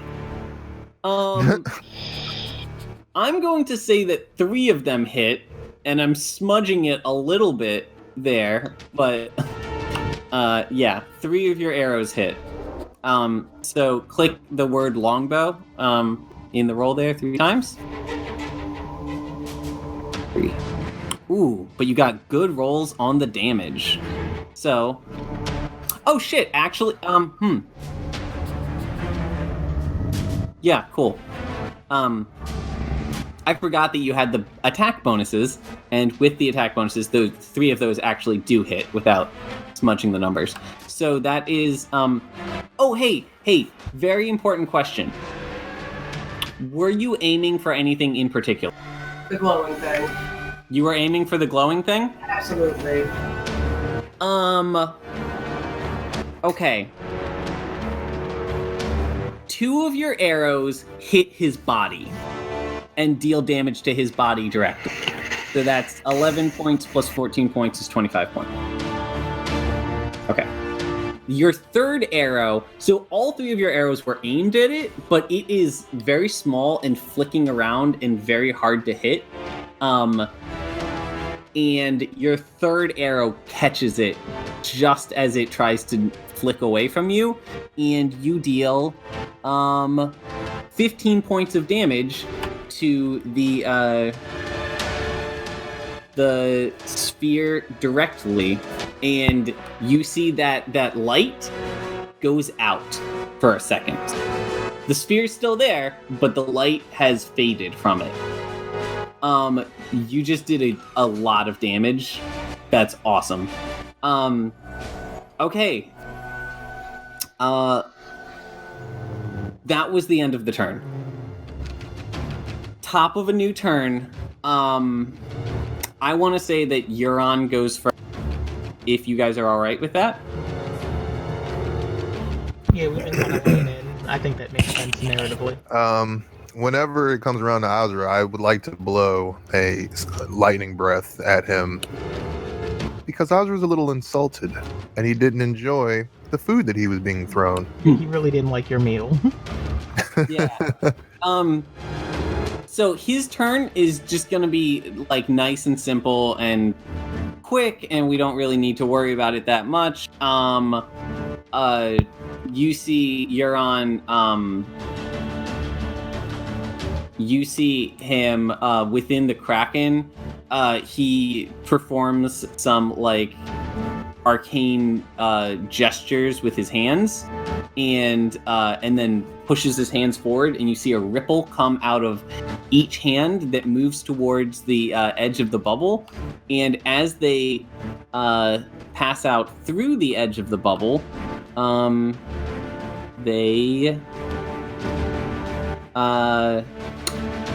they start to take on shape, still made out of the water that is the rest of his form is made of, but now separate from him and distinct as 2 separate beasts of the deep.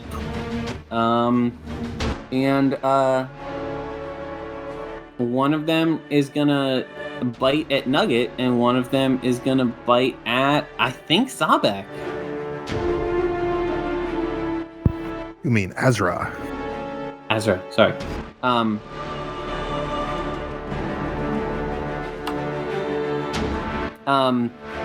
The bite against Nugget misses. The bite against Azra hit, and Azra, you take 10 points of damage, which gets cut in half, so that's 5 points of damage. What's the distance between where Azra currently is and where Euron is?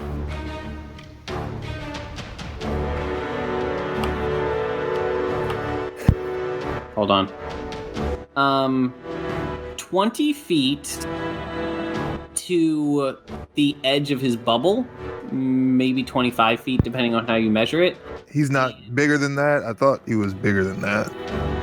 So it's 25 feet from you to the edge of his bubble, and 30 feet.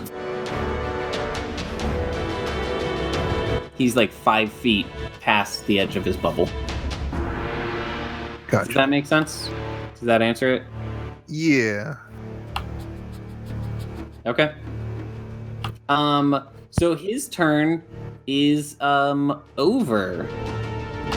Who wants to go next? Oh, Sabek. Ezra. So yeah, I was asking because when we were coming around Euron in the hallway, it seemed like he was bigger than the icon or than the graphic in Roll20. So he is. But now he seems smaller, and I don't think I can pull off the lightning breath because something moved right next to me. So he is. I've been considering him about like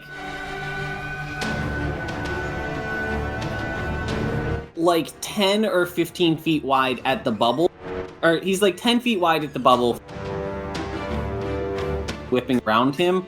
And then his actual person is only like 2 feet wide, as humans tend to be. Yes, he is about as big as the bubble, as the icon shows, and he is. I worked pretty hard to make sure that he is in scale with the environment. So this is like a fairly largely sized environment by human standards. A little cramped by giant standards, but just about right for Euron. Or for Sabek. You guys are very similarly sized. Alright, Azra jumps up on the table. Okay. Kind of over that beast of the deep or whatever it is. Mm-hmm. And since I'm enlarged, I've got a 20-foot distance on my lightning breath, so I think that gets me a little bit closer. I think that would actually connect. Yeah. At least with the bubble. So, gonna do that. Okay. And that was, we've decided that your lightning breath counts as just one of your attacks. So, yeah. You can do lightning breath twice. Damn it. Okay. Wow. Okay, let's see how he does. He is not proficient at dexterity saves. Ooh, yeah, he takes full damage from both of them. So that is 12 plus 16 is 28. Would the lightning have any additional effect on him since he is water? Or surrounded by water. I'm going to say yes. So, that's when we do elemental advantage, we just double it. So that is going to be 56. Oh. Minus 56 points of damage. At this point, he is panting. He looks like he's struggling. Colby. If no one else wants to go next, can I go next? Yes. What do you want to do? Firstly, does the healing bubble work the same way as like the other bubble? Since I started my turn in it, do I get healing, or would I have to waste a turn in it? So the other bubble hits you coming and hits you going. Elysian Fields, which is the name of the ability, hits you if you spend any point of your turn in it. So it only heals you once, but you can start your turn in it or end your turn healed. Okay. So you get 18 points of healing. Hey guys, I'm sorry. Can you hear me? I can hear you. Yeah. Awesome. My electricity just went out. I'm on a hotspot. Oh, damn. Oh no. Okay. I was wondering why you dropped from roll 20. Yeah, it seemed like not the whole building, but there's some weird electrical shit going on. Like some of the hallways out. But anyway, I'm back online. Mm-hmm. Oh, cool then. Okay. How dead am I? You're not dead. Not that awesome explosion. Wait. Did you hear the outcome of your explosion? I did. I definitely did. I took damage. Like everybody took damage except for Nugget, and then 56 plus. Yep. To Euron. Okay. Wex. What do you want to do? Yeah, I want to pop around the corner because I heard that earth-shattering explosion and it kind of rocked the area around us. Mm-hmm. I had been looking on and saw Lunar take the shots, and I'm like, all right, cool, this is a good time to run back around, and I kind of see the carnage as I'm rounding the corner. I see Euron is panting very heavily, and I just want to start sprinting right at the bubble, and I would like to tackle Euron right out of it.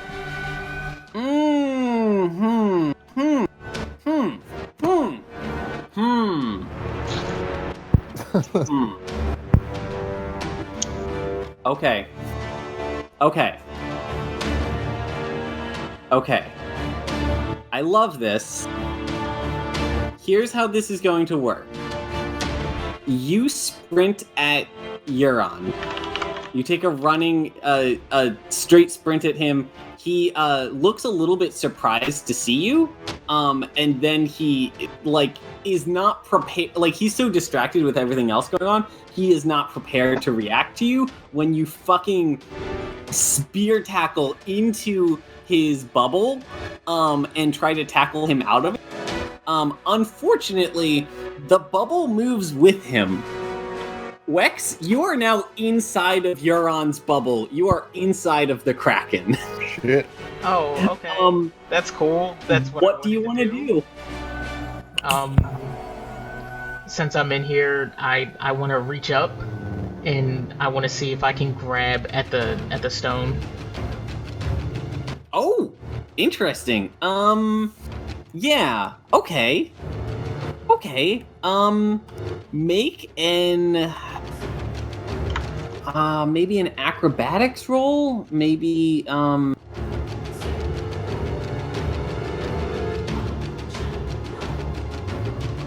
So here's what I will say.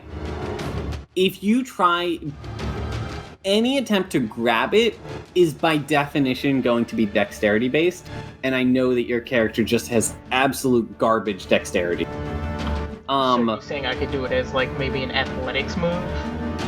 No, because I can't find a way to justify you using your strength to catch this thing that's like the size of a fist and is flitting around like a fish. What I think that you could do is do a point blank Eldritch Blast. Okay. I would give you advantage with on that. that. Yeah. Alright, hold that. Let me roll Eldritch Blast.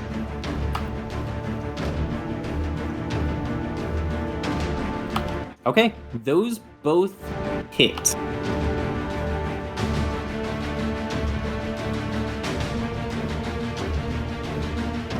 Um,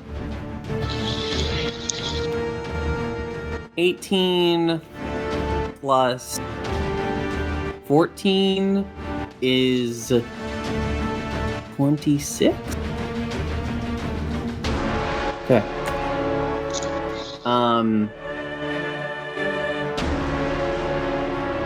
Okay, so interesting thing here. Technically, I am starting to count turns of how long you've been underwater to see like when you start drowning and stuff.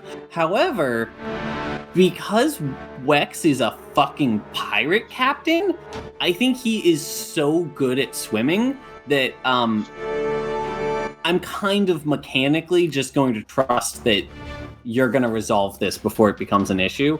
But you are holding your breath. Euron distinctly is not. Euron is breathing in here. And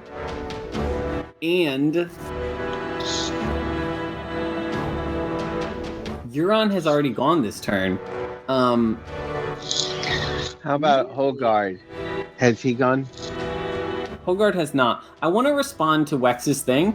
So, Okay. I'm kind of fudging the way this works a little bit.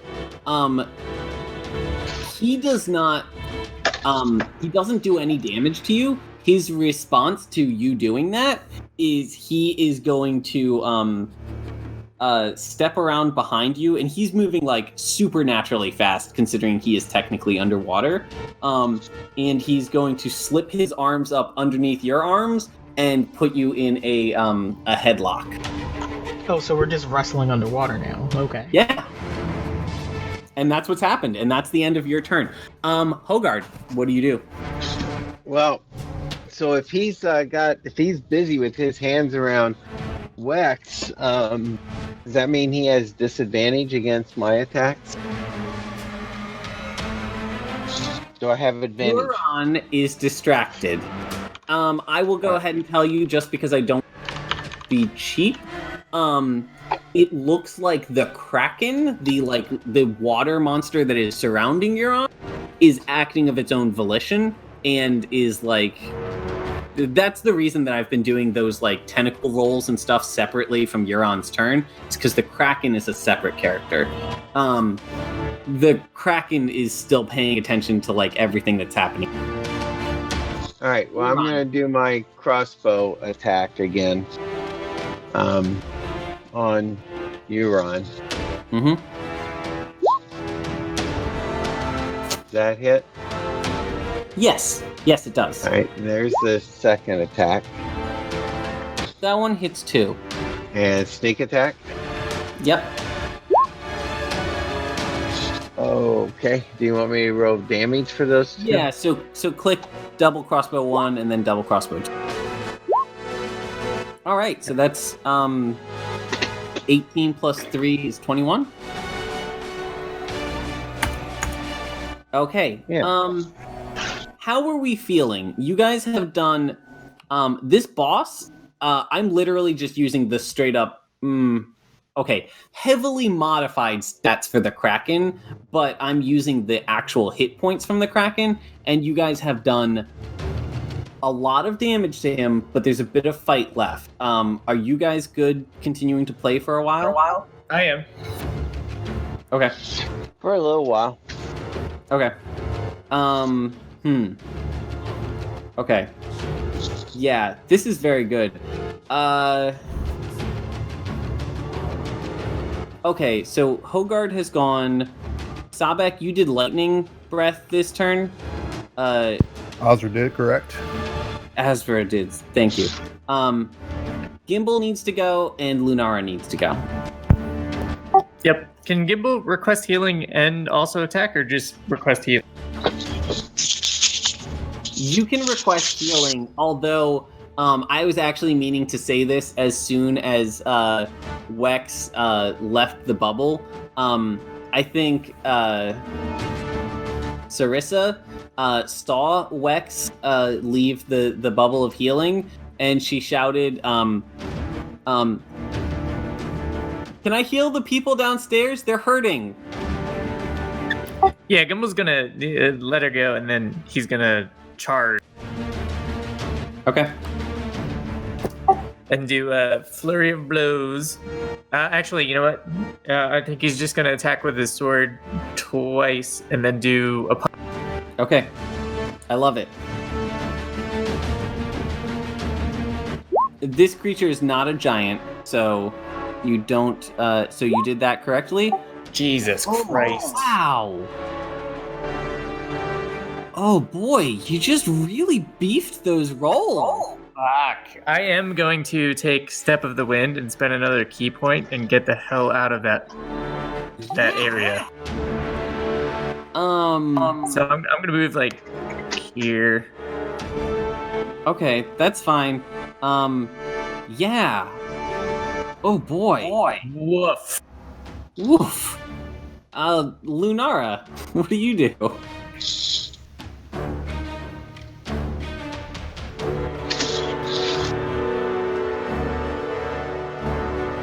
Lunara? Yes, hello, sorry. Okay, what do you have in mind? My headset was just crapping out. Could you just give me a little rundown of what just happened? Let's see. Gimbal. Okay, Sarissa said that the people downstairs need healing, and she took your bubble away. And then Gimbal charged the bubble, went apeshit on it, and missed every single attack. Oh no. And then ran away like a chicken shit. Because I had to. Can I get to the bubble in this turn? You mean, Euron?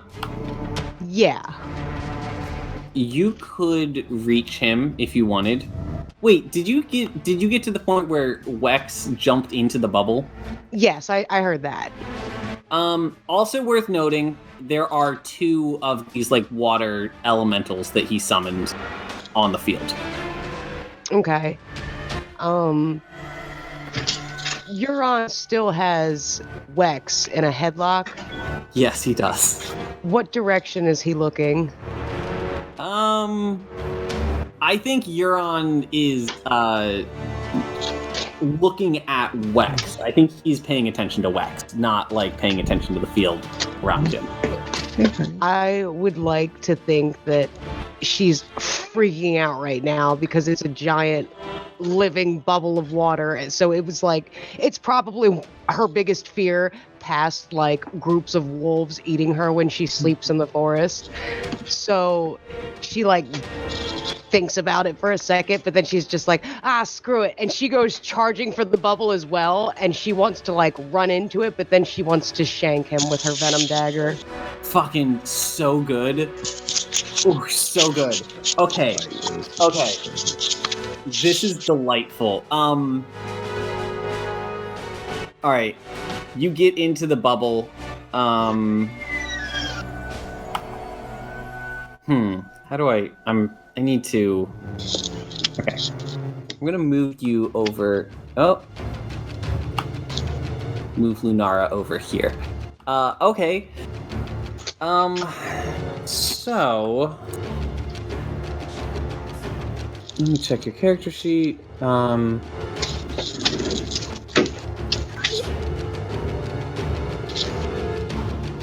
Yes. Okay. So, yes, you can attack...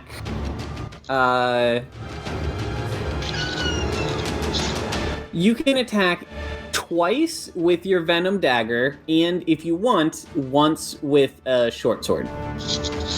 Okay. If you're dual wielding, you get an extra attack. I don't want to dual wield. Can I just say that like I Venom shank dagger him twice, but since he's got like Wex in a headlock, I want to like throw my one arm around his neck and try to pull him back as I'm throwing shoving the dagger up into his kidneys. No, this is so good. Yes, this is fucking wonderful. And actually, having somebody in a headlock is a really good position when you're shanking them. So, yeah, roll Venom Dagger twice and you will have advantage on them. And then we'll deal with what happens next. That first one's a crit. The second one, I'm gonna say also hits because I can't conceive of a way that it doesn't. But it will do less damage or something.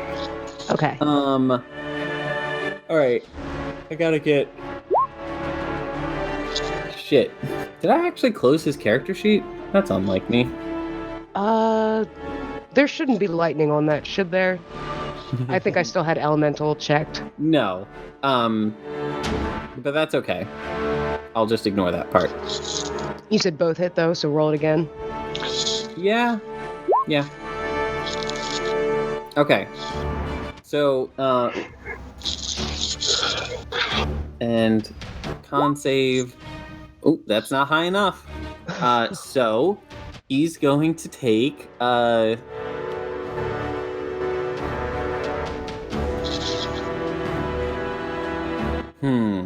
Oh man, this could go so good, and I'm trying to just wrap my head around that.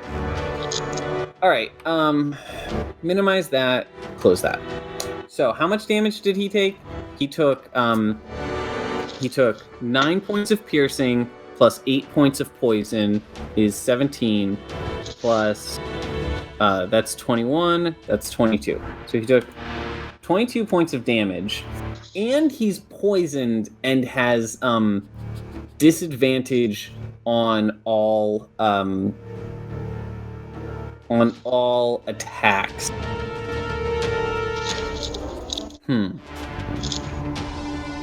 Here's how I'm going to reconcile this, because I think this is gonna get so fucking good.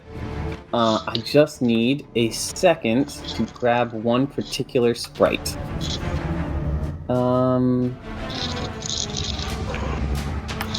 Clap. Sprites. Creatures. Squishy. Yeah, this is pretty close. This is good enough.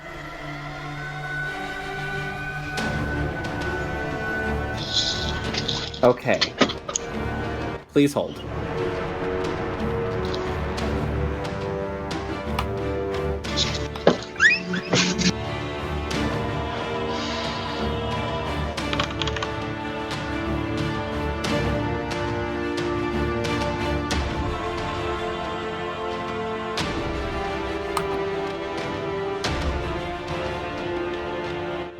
I need to move that. That's going to be very distracting. Okay. And now... this thing is large. And,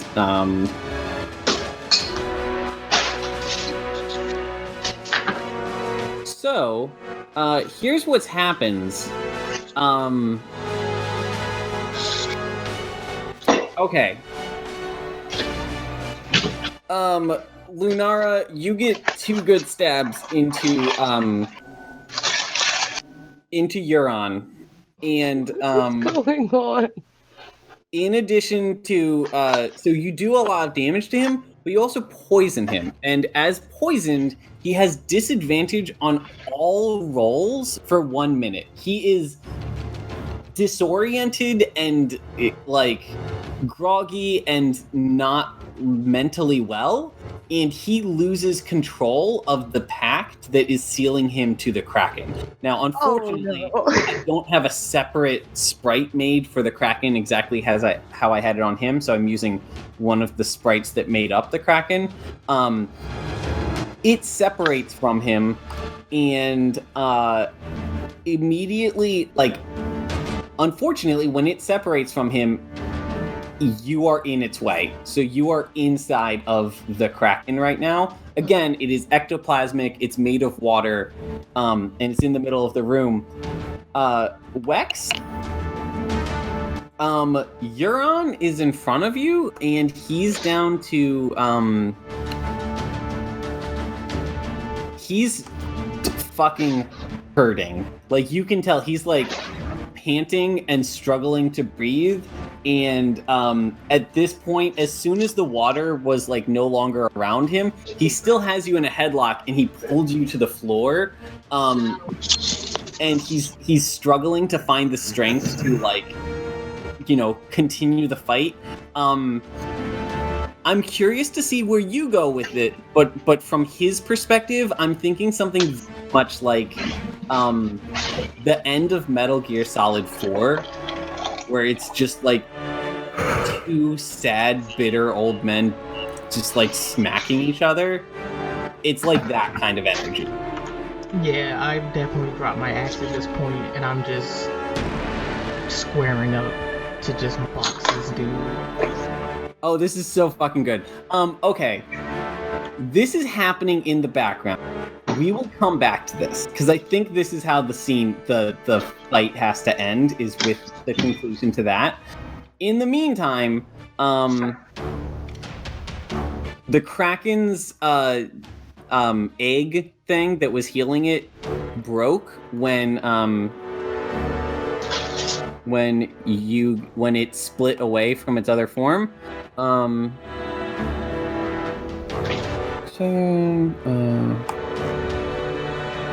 Okay, rest of the party. The Kraken has absorbed Lunara and Nugget and is closing in on the rest of it's going to lash out with 3 tentacle hits that hit each of you. So one against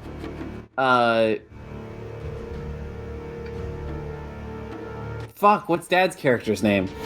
Hogard. Thank you. One against Hogard, one against Azra, and one against Gimbal.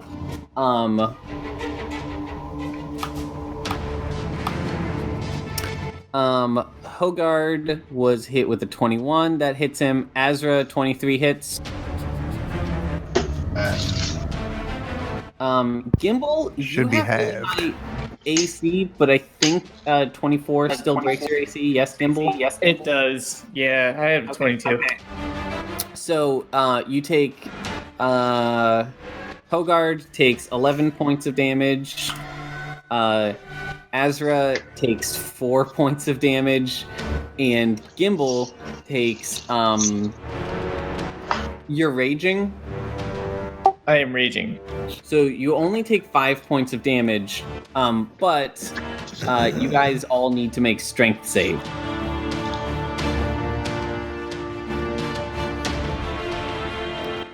Woof. You our raging characters have advantage because they are raging. Yeah, okay. Hogard is very much entangled. The other two just effortlessly like snap these tentacles as they try to tie around you guys. And now, enemies have all gone. It's just you guys. What do you do? How do you end this? It's hurt. It's on the ropes. It's separated from its host.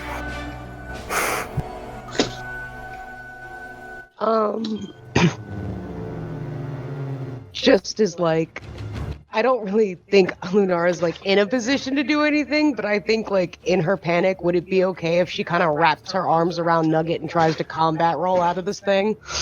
Oh, I love it so much. Yes. Make a acrobatics roll. Do you have advantage on any of that stuff? Not inherently. I mean, not really, but I don't think I've failed an acrobatics check so far. Word. It would be very I didn't know hard if you had for me any to. debuffs from being inside of that thing. Oh, do I? Would the water I like mean- slow me down? You are going to have disadvantage on this. And yet, I'm going to allow it. Yes, you grab Nugget, and the two of you together roll out of this. I don't want you guys to interrupt the other thing. So here's what happens. You roll out of it, and you roll under the table, and then by necessity, you kind of have to just keep rolling, and you come out on the other side of the table. Yeah, I would think at this point, like, she's way too, like, disoriented to attack. Like I think I'm just coughing up water at this point and making sure Nugget's okay. Like I can't do anything else. Yeah, you've been underwater and fighting underwater for like 20 seconds now, and then had to just do a tumble while like this thing was moving. Like that was fucking crazy. Barbarians, rogue, what do you do? So Azra recognized the ethereal tentacle that whipped out and tried to grab a hold of he and Gimbal, and he responds with, "Roger? Is that you, Roger? What are you doing? Why would you try to do this to me?" And he jumps into the air above the egg thingy or whatever. And does like a diving attack move with his sword with Tsunami, which is powered with lightning, points it forward. Now I imagine I could do that with like a dragon's horn type move. So I love it. First of all, Tsunami can be either water-based or steel-based, so I assume you're using it in steel-based form. Yeah. What do you mean that it is powered by lightning? Oh, if it's being steel-based, I'm a lightning dragon. So I will allow this because it's cool. Go on. Yeah, I don't know if I could like simultaneously do like two moves at the same time. I guess it would be like a dragon's horn and a lightning breath. But since there's no like this is a dive attack move, that's what I figured I would use as the rolls. Nope. Use the dragon horn and then use the cut scratch. But I will allow all of your attacks to be lightning element. All right.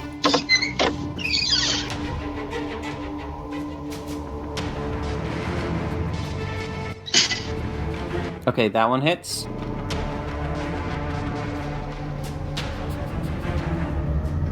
The first Tsunami misses, the second one hits, and the Dragon Claw misses. So Dragon Horn and Tsunami, and they were both lightning elemented. Nice.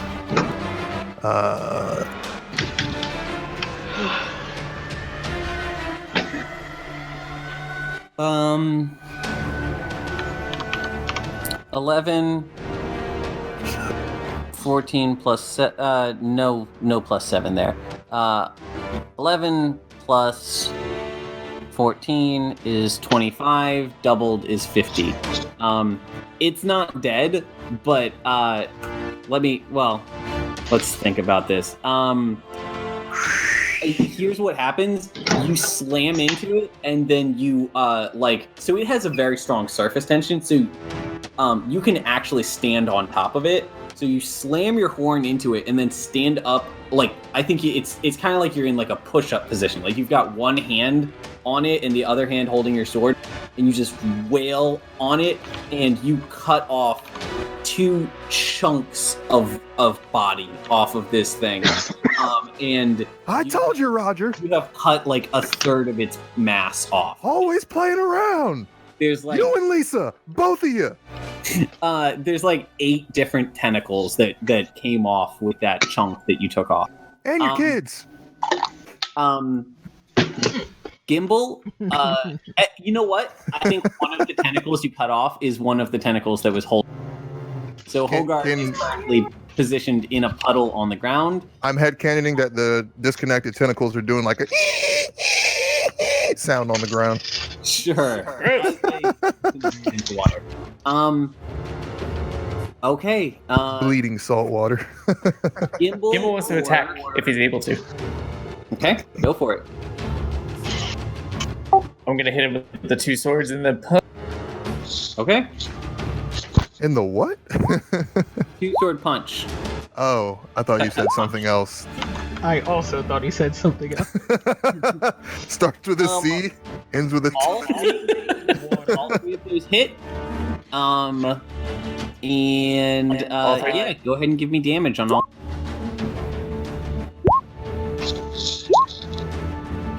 Um, 12 plus 8 plus 9 is 17 plus 9 is 26, so 26.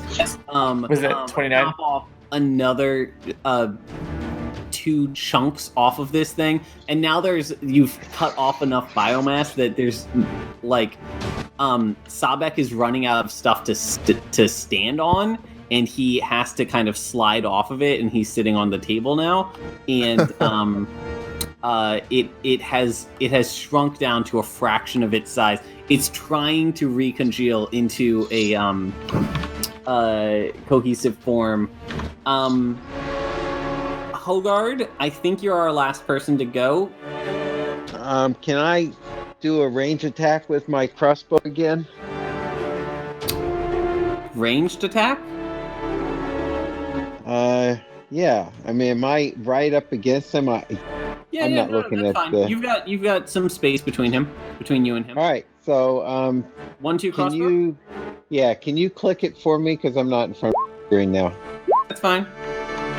The first one hit, the second one missed, and you did a total of 17 points of damage. Okay. So, you know what happens. Actually, I think the other one hits too because it is so lethargic and weak right now. So that's 19 points of damage. So the first one, you shoot it through it, and it's like the arrow goes through it, and then you see water starts spraying out of the front like it's a water balloon that has a prick in it, and then the second arrow goes into it and it pops, and there is a spray of mist in the air, and then it's just gone. And you guys all take a moment to catch your breath and reorient yourself after this like fucking crazy battle, and you see Wex and Euron. So you guys were on the floor, Wex, and then he had pulled you to the floor. Do you like kick off of him and then stand up? Yeah, I all right. Push back as hard No as rolls. No rolls at this point. I want to just like go through what happens. All right. You're on the floor. How do you get up? So from the floor, like I want to roll back and then just like stand up and then square up like straight up against Euron. Okay. And you don't go to like kick him while he's down or anything? No, I just roll straight past. Fucking so good. Okay. He stands, he like forces his way up, and he has to, I think, use as a like crutch to help him stand up. And he's clearly like labored breathing this poison that Lunara jammed into him, messing him up bad. But he squares up, and without hesitation, he runs up and he's gonna fucking punch you. And I don't even know what that means for this. Let's see. I put it in the Discord chat. I think it's that. I think it's this. I think it's this series of like rushed flurried blows. Yes. There's a few seconds of these flurried blows, and then as you go, he's strong for the first like 5 seconds, and then you can feel him lagging while you're not. You're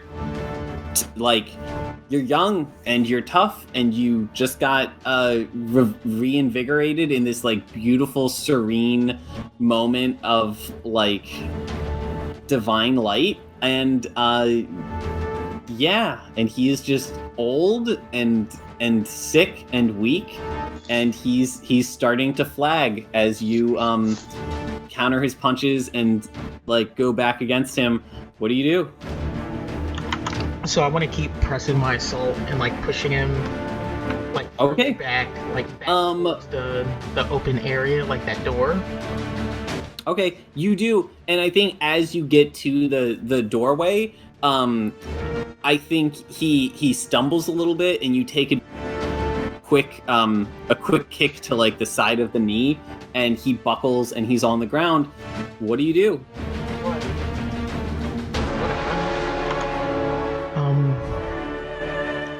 I wanna move forward. How badly hurt is he? So I've stopped tracking hit points at this point. You could kill him at this point. I would like to press forward and like reach back my hand, like I'm going to throw a like just straight haymaker at his face, and I kind of want to let it linger for a bit because on my upper arm I actually have a rune that's been like seared on there from like learning magic in my time away, and it should very closely resemble his like ship standard, like the flag. Okay. And I would like for him to notice that. And I think he has that flag on his cape. So I think before I drop down my fist, I need him to see that, and I would like to know like whether or not he has any realization yet. So okay, very quick, just important caveat. You were born. Euron raped your mother in a shy, and you were born from that. Has your character ever met Euron?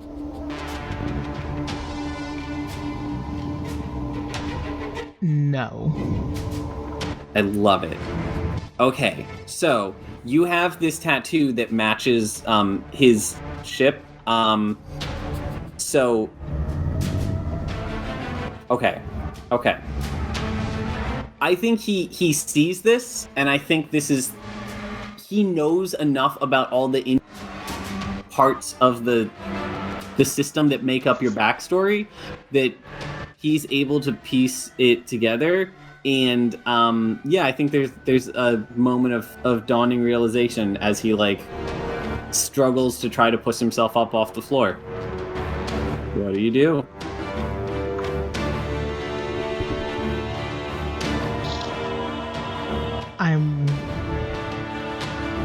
I'm hesitating a little because I kind of don't want to put him down yet without telling him why like I'm doing this and why I'm so angry. But I feel like I don't have any room right now to verbalize that, and I'm just gonna lay right into him as hard as I can. Okay. Do you want to knock him unconscious? I would definitely like to. So me as the DM speaking, narrative here. If you kill him right now, I think you're totally justified. That is a wrap up to your character's story. I don't think it is, in any way like, unethical or unsympathetic or whatever. If you knock him out, there's no story that ends where you then like kill him in the next scene and you're the good guy. That's just the way that stories work. No, I got you. And actually, as I think about it, I want to pull back on the hit because I think I really need him to know and understand like what I've gone through to get here, and I don't think it's fair that he just gets off like this. In fact, I think as I'm reaching back, I think I'd like to reach for a potion. Oh. And I'd like to just like shove it in his face. Okay. All right. I want to keep chasing this. All right. The scene goes on. You give him a potion. It's not a potion. One potion doesn't give you a ton of health. That gets him up to like, I don't know, 20 hit points or whatever, which is basically where I left off with him. Mm-hmm. But he has, we're going to say that it cures him of the poisoned effect. So he's no longer addled. Yeah. He's clear-headed. and he has his strength back at least, even if he is winded and hurt, and he is able to get up to his feet. He dropped his bardiche over here, and I think that you dropped your axe back like here. If that's relevant to you. It is, because I don't think I'm still reaching for either of our weapons at this point. I'm just going to push him up against the wall and ask him how he got here. What is he doing here? How can he be in this place?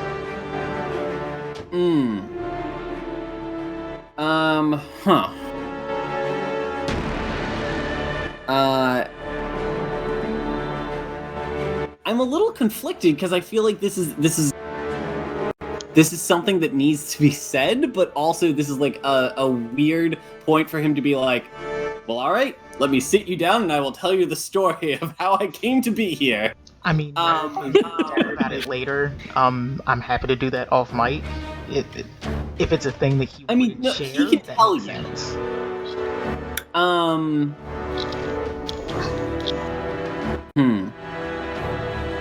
You know what I think? Okay, here's how we remedy this and still keep the pacing. He chuckles and he says, in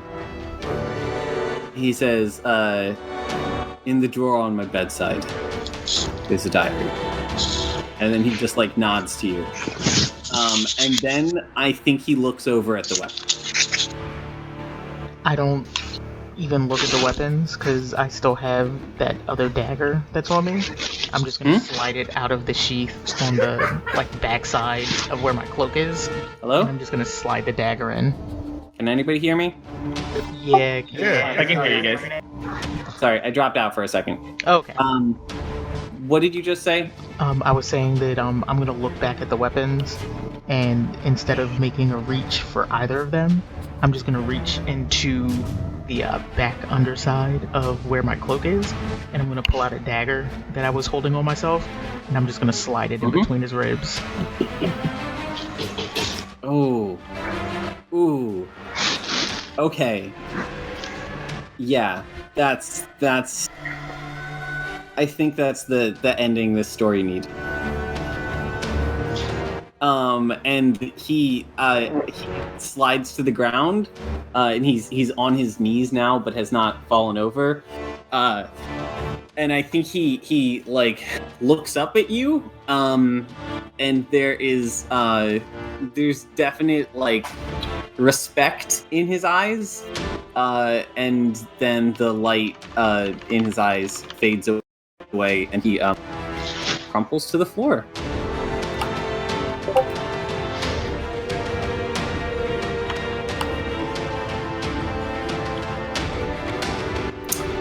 So, this is all the stuff I've done. This was so fucking good. What happens? What happens now? What gets us to the start of next game?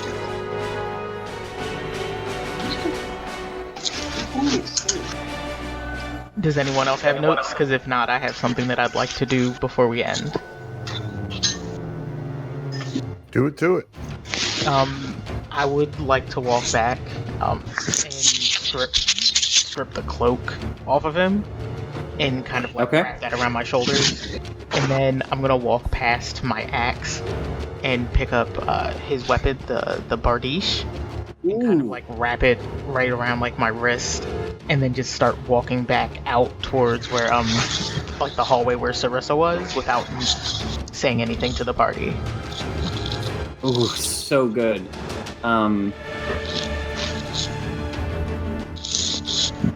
Give me a second. I'm trying to find something. So there is effectively one battle left in this campaign, but I want to know, are you looking at keeping that bardiche as his new weapon? Yeah, the intention would be to have that in place of the axe. Yeah, that's delightful. Yeah, I leave the axe behind. I don't even pick it up. Yeah, that's so good. I'm going to.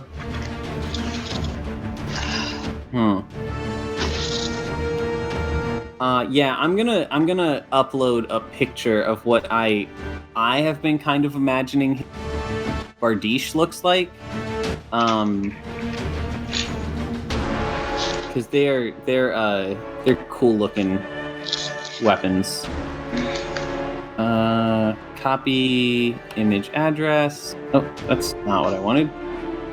Okay. The image address. Discord. Art. So it's a two-handed weapon, and it's God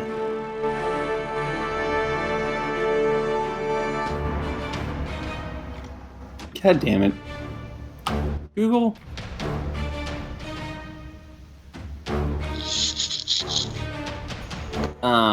And this kind of illustrates like the scale and the handling on it. No, I like that. Yeah. Yeah, so it's kind of like a halberd mixed with a poleaxe. But with it very much favors like choking up. Okay, so that's fucking powerful and so good. Yeah. So Wex has walked away. Do you okay, before you walk back there, do you want to go get his diary? Oh yeah, that's right. I'm gonna go get the diary. Okay. As you get his diary, you pass your crew of your 3 crew members, and they are unconscious, but you can tell that Hogard did good work, and they are all alive and healthy. I'm definitely noting that and very thankful to Hogard for doing so. Fantastic. Okay, yeah, you search in the drawer at his bedside table, and it's the first one down. It's not locked. There's an old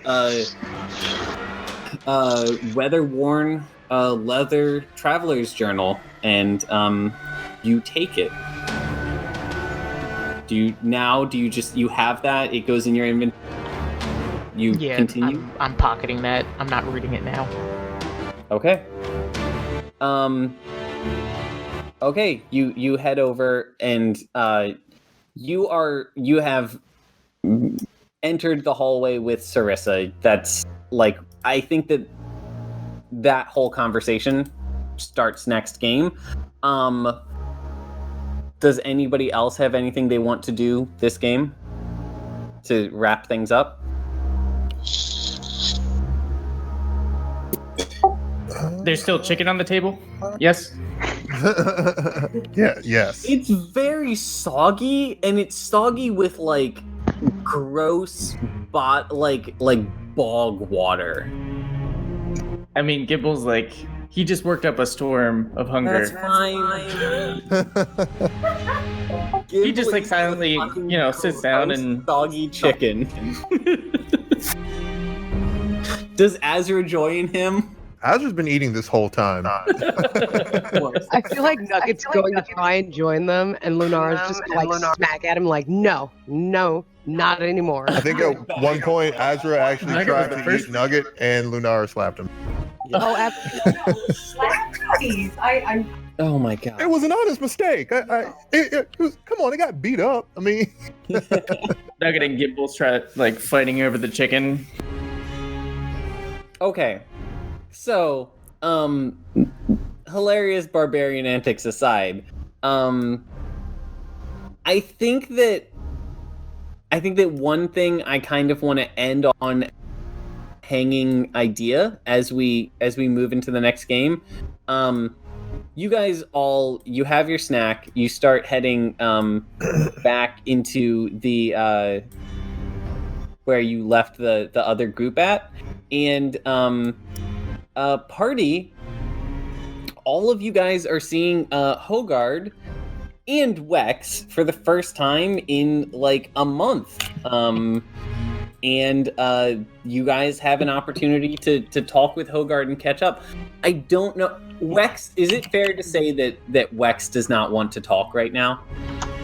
Yeah, that was kind of implied by just like walking away. Yeah, absolutely. That was my read on it. So, yeah, I think that you guys get your catching up done with Hogard.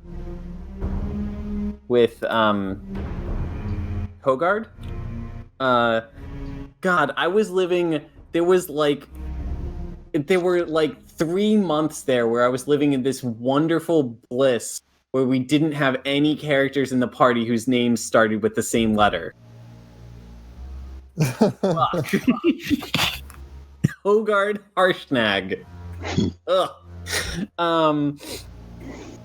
Okay. So next game, you guys will have the scene where you walk downstairs and you see how Harshnag and Vasha and Ronan and Tamara have been doing versus the army of dragonlings. And then we will continue, and our next game will probably... I think our next game is going to be our last game. It would be pretty weird pacing-wise if it wasn't. So, I know Zai and Danaeus have volunteered to host for the in-person game, and we can figure out the logistics over the next week or two. Sounds good. Yeah. Holy shit! That was a great game.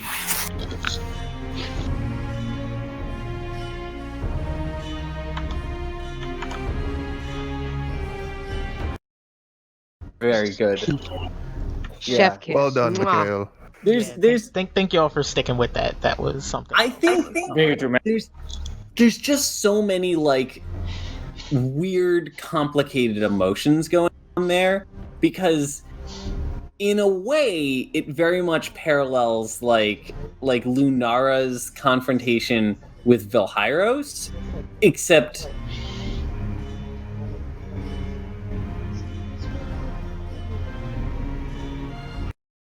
nothing there to redeem. So like Wex can respect him as a warrior, but that's about it. Yeah, so that's a weird scene, and I think we played it perfect. Yeah, it was super good. Okay, guys, this game was wonderful all around. I loved it. How did you guys like Euron Kraken?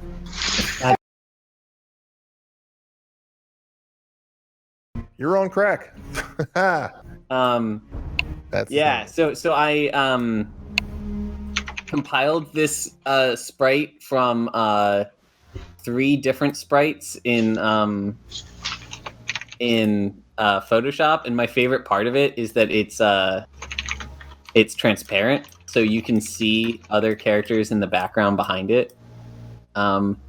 Even the bubble directly around him, which is mostly opaque, is a little bit transparent, which I think is cool.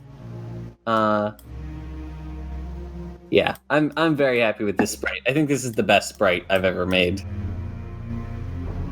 or modded, or whatever.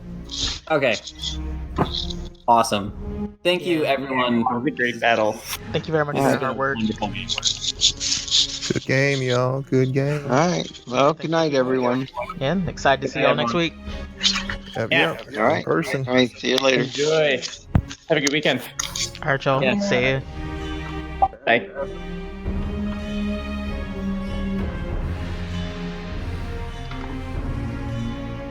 Last battle, this boss kind of